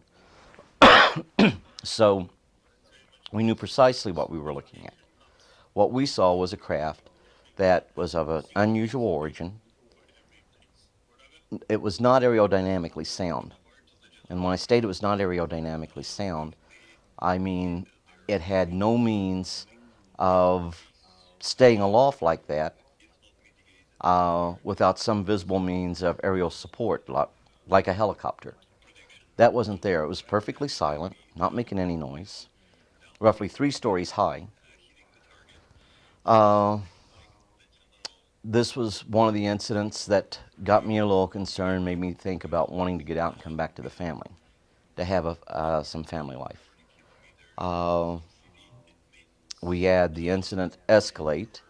We had it escalate to where the Soviet Union filed an official protest through the Belgian government to the U.S. government, stating that they were very concerned about the Belgian authorities, along with several other countries, letting us fly stealth aircraft on reconnaissance missions into the Soviet Union. We notified and discussed it with the Soviet Union. We briefed at least 2 Soviet military liaison mission groups that this had nothing to do with our involvement of sending stealth aircraft into their territory. The Soviet Union was alarmed about what was going on. They even alluded to it being our craft. They were reassured that it wasn't. We reassured the Belgian authorities that it wasn't. The Belgian authorities had their own UFO sightings. We have seen this on TV. What you don't know about those sightings is that there was a tremendous, I don't want to call it a cover-up. There was a movement to keep specific information about those sightings under wraps.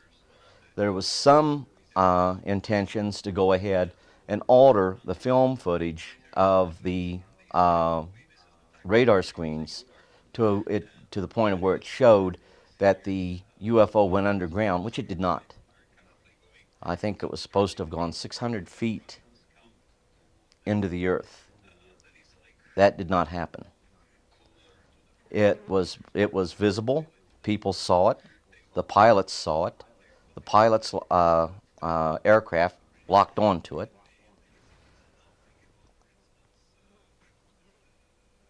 But these were things that would create more questions than we were willing to answer. So we decided to keep this out of the press, and we were successful at it. The Iranian incident of September 19th, 1976. The situation with that, there are highly classified documents dealing with what we found. Both fighters were taken apart to try to find out if there were any changes, if there was any way we could explain what really happened to those fighters with having the malfunctions at the same time. There was a situation where we had some anomalies picked up out where the sighting was, where one of the F-4s saw the UFO go down to the ground. We recorded those anomalies with audio devices. We took film footage of the area, and there were some strange things that showed up on that film footage. What all took place there at the landing area, I am not privy of. I don't have all the information. It wasn't something I had to be involved in. But I can tell you this much. Whatever took place there had people out there for 2 to 3 weeks. In 1986, I believe it was, fired at a UFO on 2 occasions. The UFO took off like nothing happened. In 1980, I believe it was, you had the incident where you had, no, this was in 86. In 86, you had the incident where you had 20 or more UFOs flying around Brazilian aircraft, flying rings around them. These documents are important. They're documented events by government documentation.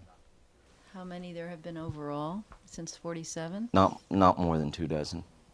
Really? That's domestic or international? Well, that right there was a round figure, but it's based on a briefing we got. And this briefing came as a part, this was in 1969, when we were hitting up on information dealing with the recovery of the B-52 there. We were informed that there had only been a couple dozen, tops. That there were several in the 40s, in the early 50s. And once again, to make it perfectly clear about those events that took place there, I mean, it sounds crazy, but their guidance system, our radar wreaked havoc on, and they had to make adjustments to their guidance systems for that. How many bodies had been recovered? Don't know. How many crashes have occurred in which we only got debris from because they came and did their recovery before we got there? Don't know, but it has happened. It has happened. When they have problems, just like we send out a distress call, they send out a distress call, which is something that a lot of people don't allude to or don't even, it's the one question that's never asked. But here again, we think of them as something intangible, like that stuffed animal there. But they're living, breathing creatures, as mortal as you and I. They think, they have loves, they have likes, they have dislikes, they have social culture. This is so important to try to make people understand that that is the case. I want to put the human factor back into UFOs. And when I say the human factor, that these are real people. You can call them entities, you can call them creatures. The only reason I do that without saying these are real people is so it doesn't get confusing as to whether I'm talking about our visitors or us. But you sometimes find yourself wondering, who's the more real people, them or us? And the situation is, these are the things that really need to be brought out also. The fact that they are, in fact, just like you and me. We need to seek out the similarities, not the differences, and come to a greater understanding, because eventually, in the not too distant future, we're going to have that final contact that's going to open new doors. A lot of people sit back and say, well, they don't have bases here. Yeah, they do. Do you have specific information about their bases here? We were involved in a major engagement in 1970 in one of their bases at a place called Dui Ba Dien. And where is that? In Vietnam, Tay Ninh province, approximately 7 miles from the Cambodian border. If you want to know more about that, I did an audio tape on that, and I'll make you a copy of the audio tape. I will apologize for actually trying to hold back from some of the stories, simply because if I start talking about some of the stories, you start reliving them, and you don't understand. I mean, you really don't understand. And the same thing with the actual craft. No seatbelts. You don't need seatbelts. Because when you fly one of these things, upside down, there's no upside down like in a regular aircraft. You have your own gravitational field right inside. So if you're flying upside down, to you, you're right side up.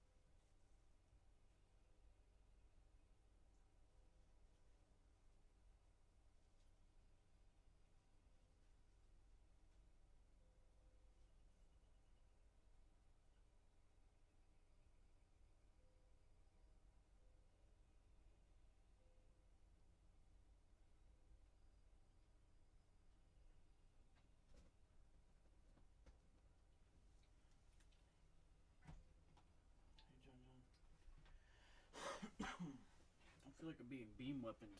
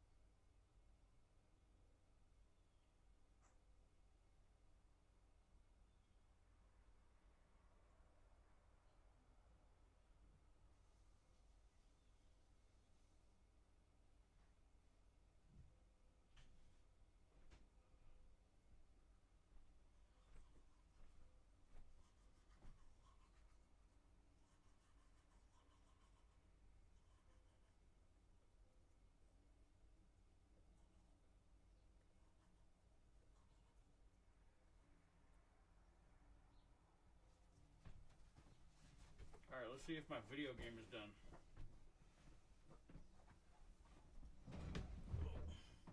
I need I need one of those Pentagon wristwatches.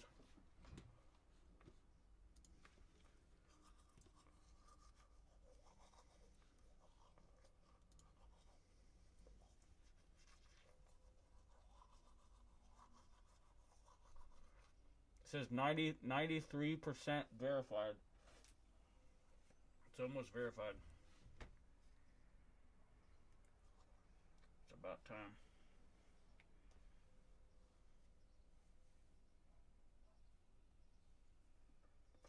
I wish I had a quantum computer or a photonic computer. I heard photonic computing can be as fast as a quantum computer or faster.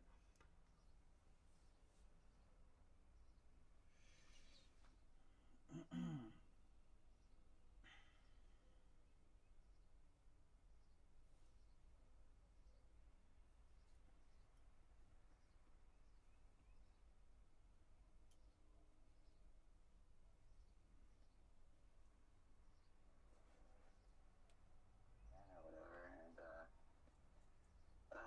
And with Paul, Apostle Paul, he says that like you shouldn't like exchanging like relations or like.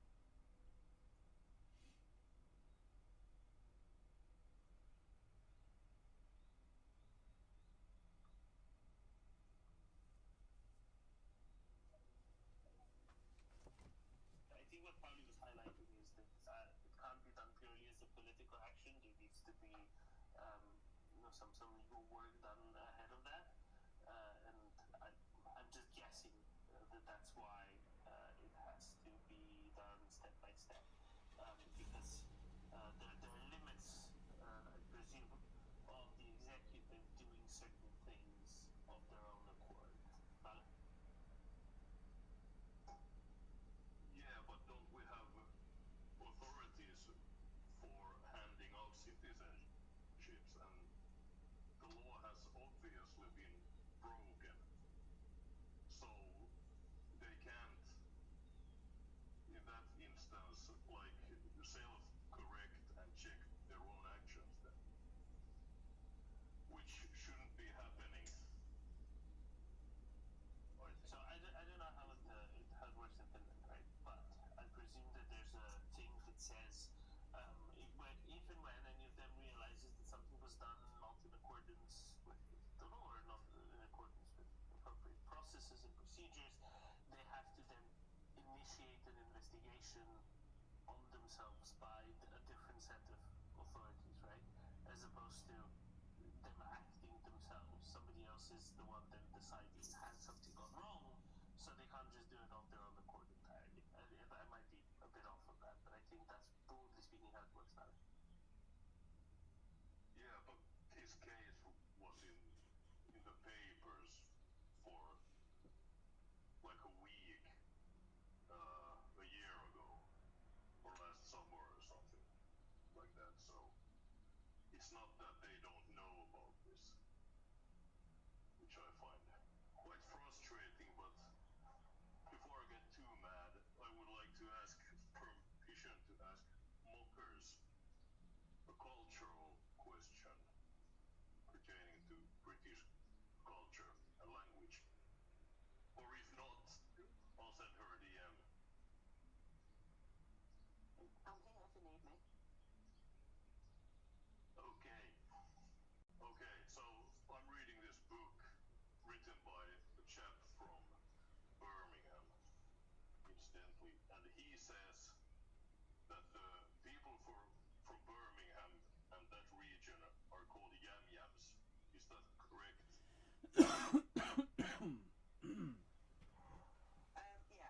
Yeah, there is lots of local slang and colloquialisms that fall into the language, and yeah, I believe that is one of them. That's great. Doesn't it come from when the Birmingham people talk, they say, I am. Is that the reason?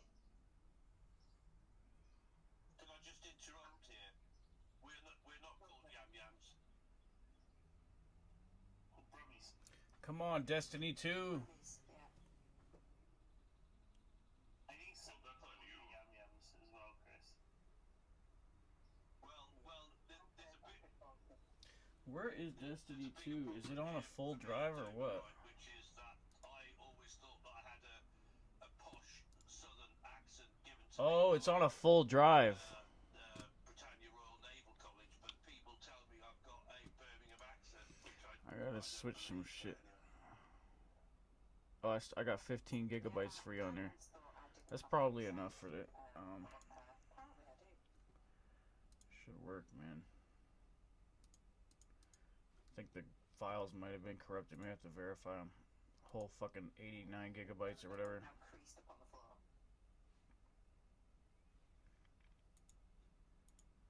Go ahead, Chris. There we go. I was just going to say, Marcus, I just need to know what I need to do to get back to my, Play Destiny. posh southern accent that I thought I had after Britannia Naval College, I'm just trying to think, I suppose I have lived in the Midlands for a long time, but I'm in a really posh part of the Midlands, Marcus, right? Like, I'm not in the Black Country or anything like that, you know what I mean? Oh yeah, I mean, I can tell that you have a Midlands accent, but not a strong, like Brummy accent as such.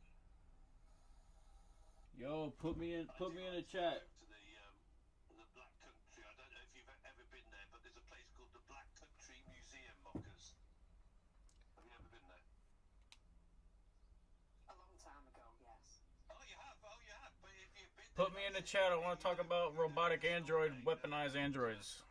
You know, they're basically all dressed up in, you know, the old industrial revolution type gear, I suppose I would call it. Yeah.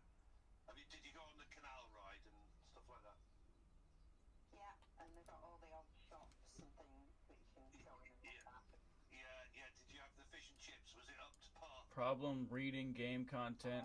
Damn it. It was a very long time ago. I do remember standing in a courtyard that was full of animal waste, shall we say, and that was particularly pleasant.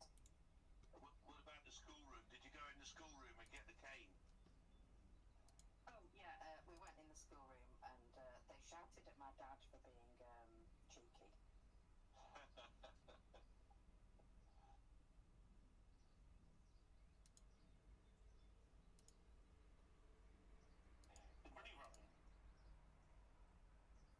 Good morning, Doma. You know, there is absolutely nothing that is not discussed in the Maria report. This is very funny. I have a question I've been chewing on for months, and since we're all talking about British accents, which I absolutely adore, could someone tell me what Gunny's accent is from? I absolutely love it. I forget what the ship's called, whatever his first ship's called. That's what it's from. No, he's very navally inclined. I can tell you that. Very much what Chris would say the less posh bits of the navy. South coast, Robin, very much the south coast of England, south and southwest. Right, Chris? Like Sussex? No, west. No. Yeah.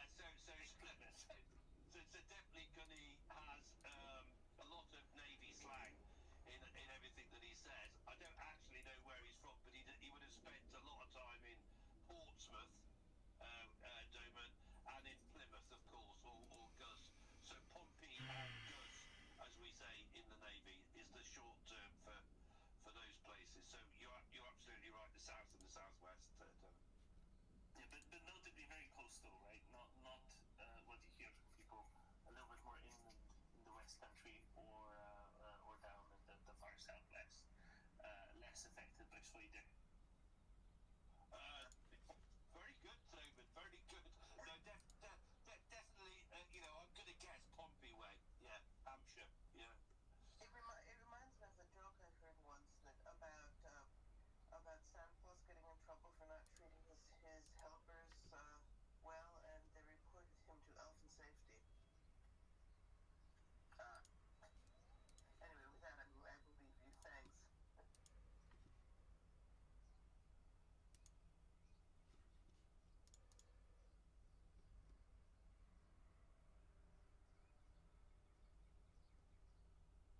You're just trying to incapacitate me, don't you?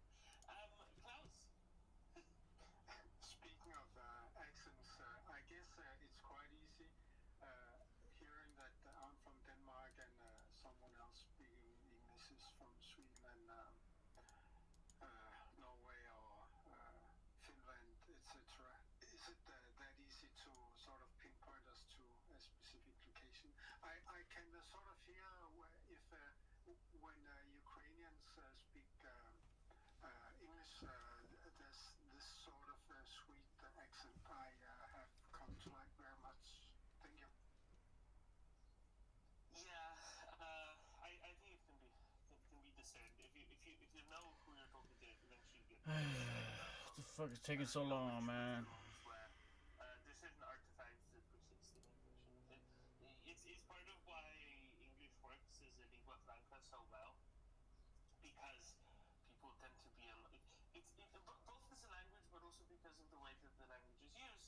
It's easier to speak it slightly differently than others, and yet be fully understood. Whereas with French, it's something that's actually lacking in French a little bit, because you're either on point or people pretend not to be able to understand you, because they either don't or they don't want to, and that's why English works so well as a lingua franca. But absolutely, Klaus. I mean, I can tell for most people where they're from on the basis of how they speak, on the basis of how they speak English, and indeed in some cases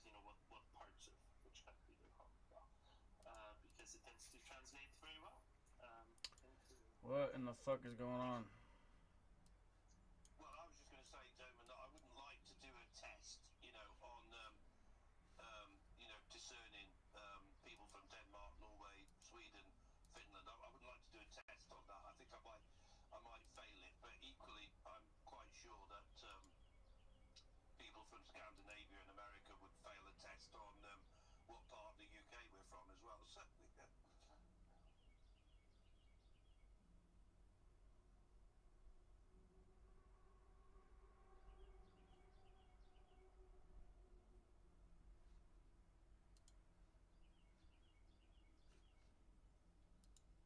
Tell you what, everybody would fail that test with George. George, morning. Why would they? Good morning, everyone. Why would they fail with me, Dolan? Why? Well, George, because when you speak English, you don't exactly sound Greek. You don't sound French Canadian. There's so many reasons why they fail. Gentlemen, you got a point there. In all honesty, my English is the way I speak English is completely muddled. It's a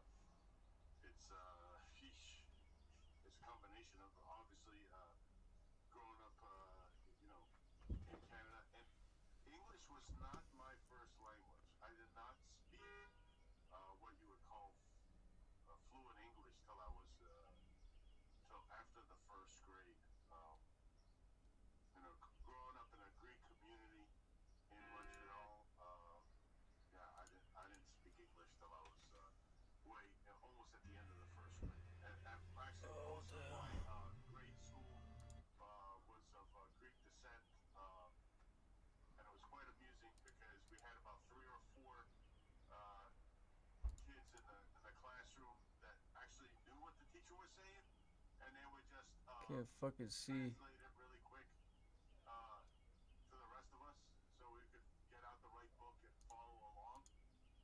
But it was quite amusing when they found out that 85% of the class had no idea what our teacher was saying.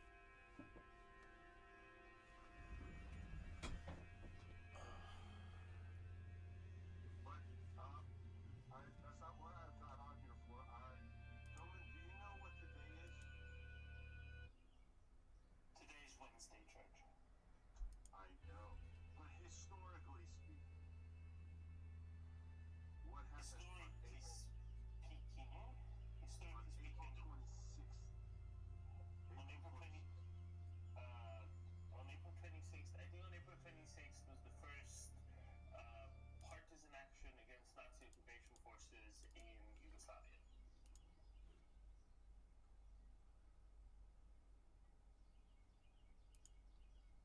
That may be true, but that's not the historical event I was looking for. It actually involved the Soviet Union and what was at the time the Ukrainian Soviet Republic.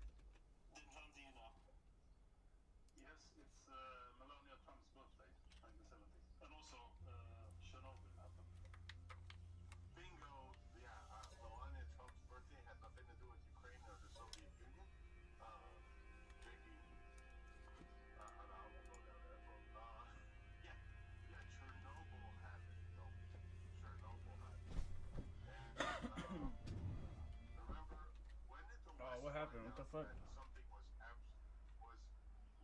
awry in the Soviet Union regarding one of its nuclear power plants? I think the Swedes figured it out about 2 days later. Yes. And, it was obviously a crazy time in history. It really put a black eye on the Soviet Union, didn't it?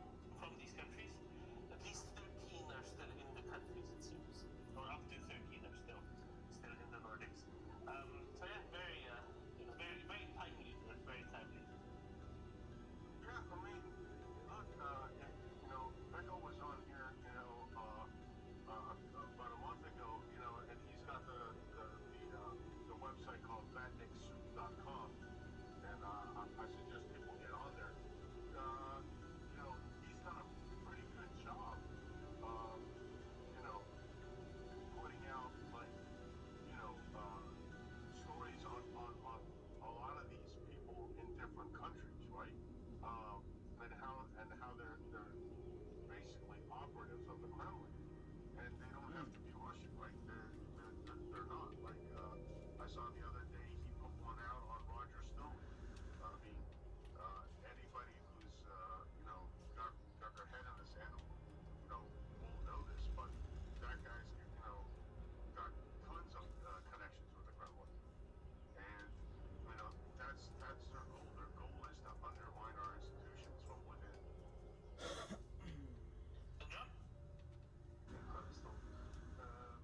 So, I don't know if I heard it here or heard it somewhere else, but I think it was here. But you know, when the authorities finds a spy, like a mercenary, it's not normal.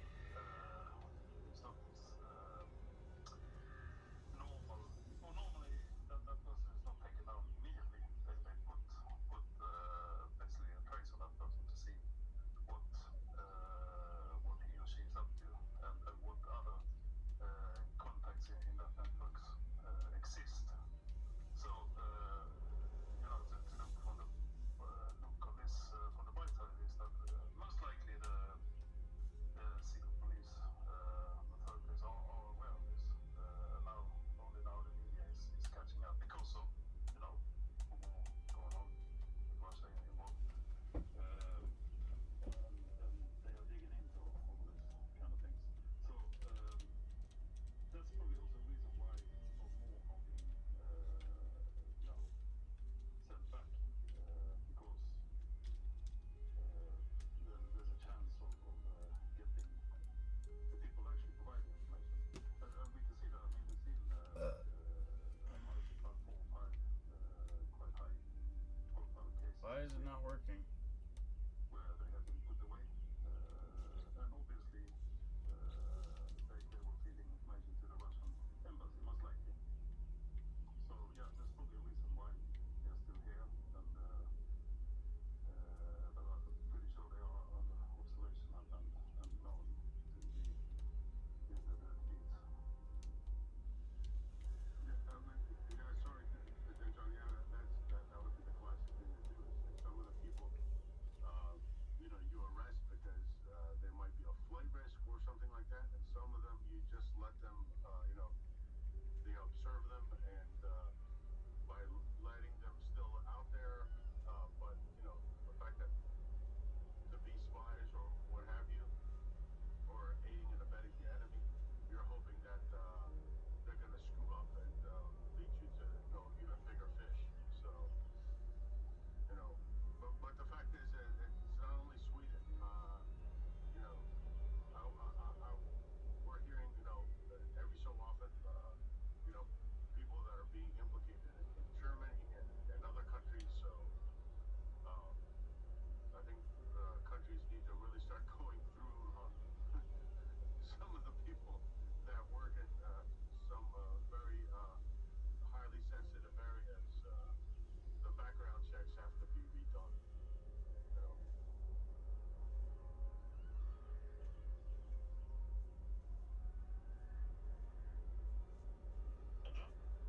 Yeah, I can say when I took the job I have now, I actually had to do some filling in some forms, and there was some external reviews done to me, take up on my background. So yeah, this is happening, of course, on yeah, many levels, but probably not at all required levels. And I'm just nobody.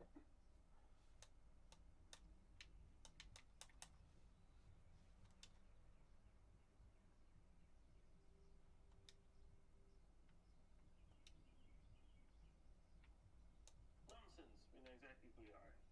You're the weird doggy in a Viking costume. George.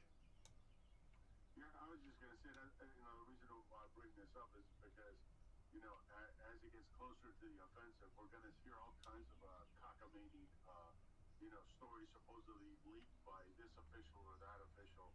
I mean, the Russians are going to be running in overdrive to try to sow doubt.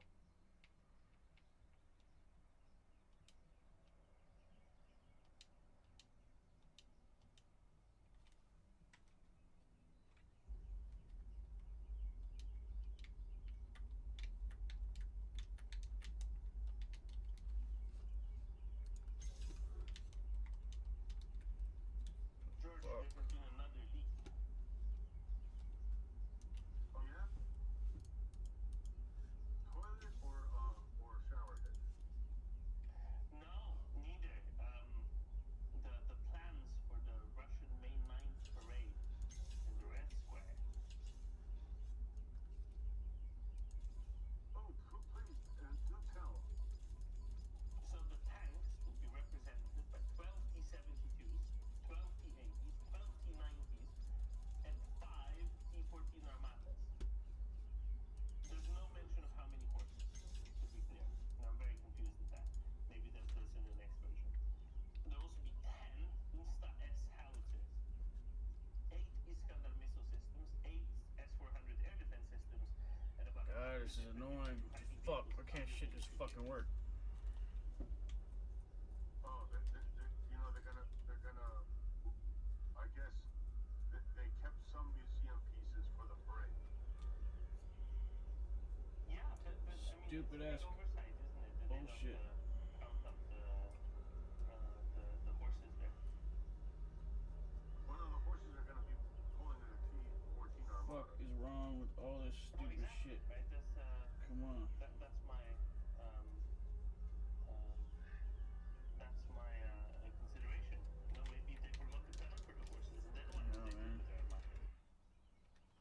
Well, some bullshit. The Armadas might actually be, the cardboard mock-ups. There might be just, 10 guys underneath it, holding it, walking along it. So it might, if you see any wobble, it's probably God, cardboard mock-ups. let's go fucking play some games. Acting like it's a real thing. Anything is possible, or many things are possibilities. The job? Are the really quick, are the S-400s gonna be the balloon ones? What the fuck am I supposed to do?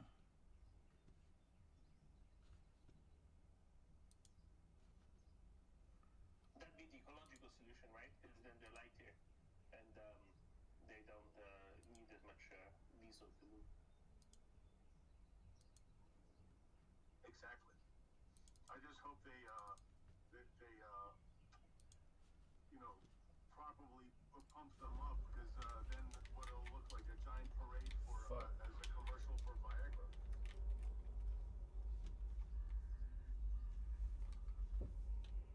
The drum? Yeah, it was pretty helpful for how to go about, because there was some translated, I think it was Telegram, and that was about what to do with Ukrainian drones if they come. But I can't find it. I will look and come back. So that's also in the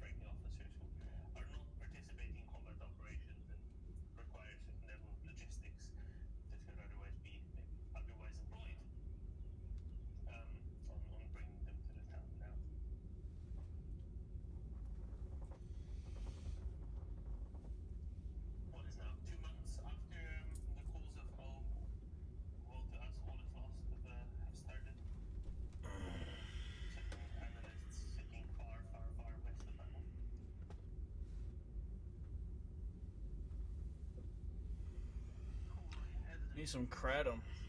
Some opioids.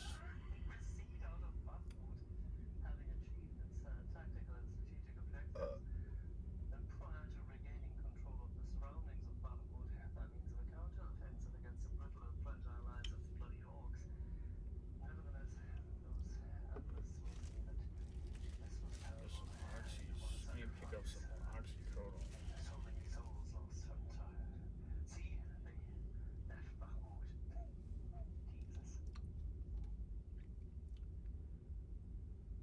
Absolutely. Actually, I've got a question for you. And my question is,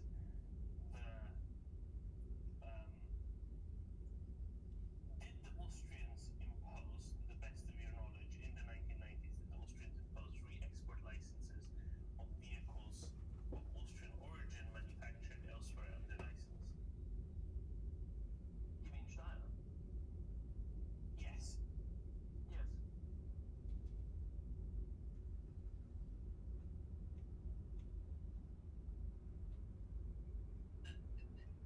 Interesting, because today the merchant Slovenians delivered 26x6 APCs, Pandur 1, but they have a different name in Slovenia, to Ukraine, and they were built in Slovenia in the late 90s, but yeah, they were on a license from Shire, so yeah, they would have had gotten well to get a re-export license to do that then. Interesting. Yeah, but I think that at that point in time only the drivetrain was actually still manufactured in Austria. Yeah, that sounds about right. That sounds about right. I mean, the whole thing was built, it wasn't just the parts delivered and a kit assembled. I mean, I think that might have gotten kicked off with the takeover of factories by and consolidation into Wagner, because that's where I think those were initially built on thin acetylite across the grass. Or is it Czech? No, so the building of these ones was done in Slovenia, for sure. The drivetrain. I don't know about the drivetrain, but my question is, the whole thing would have been built under license in a different country. Would it still fall under Austrian re-export licensing at the time? Or because it's manufactured in a different country, it wouldn't? Since it's a fully Austrian design. It's a good question, because the design rights and the drivetrain from Austria would be, I mean, the design rights are one thing. It's a very good question. They were produced when, 1997, right? Something like that, yeah. Do we know whether that's 97 or not? Because there is a limitation of 25 years. Back to bed and settled me down and went back to bed. In the morning when they got up, the property was on the corner of a T-junction. Very, very long property going back from the main road, shop at the front, house at the back, garden, with a long brick wall down the side of the garden to the road. And it was a pile of rubble. So possibly a car gone into it overnight or something, but they hadn't heard a thing, which normally you would. And yet there was this solid brick wall lying on the floor after I'd had a strop in the night about not being able to move the brick wall. So yeah, that's fascinating. Yeah, like I say, possibly coincidence, who knows, but there were lots of little things like this kept happening. So yeah, like what else? So let me just repeat it to make sure everybody got it right, make sure I got it right. So when you were a little girl, you saw a giant brick wall, right, at the end of the garden, and you had this desire, you were like, I've got to break, I want this wall to move, right? I was asleep, walking though, so how conscious or whatever, I don't know. But yeah, I don't remember any of it. But I, asleep, walked into my parents' bedroom. I was about 6-7 years old. Had been playing with this plastic, moving these block walls about and things during the day, and was obviously obsessing over not being able to move this wall.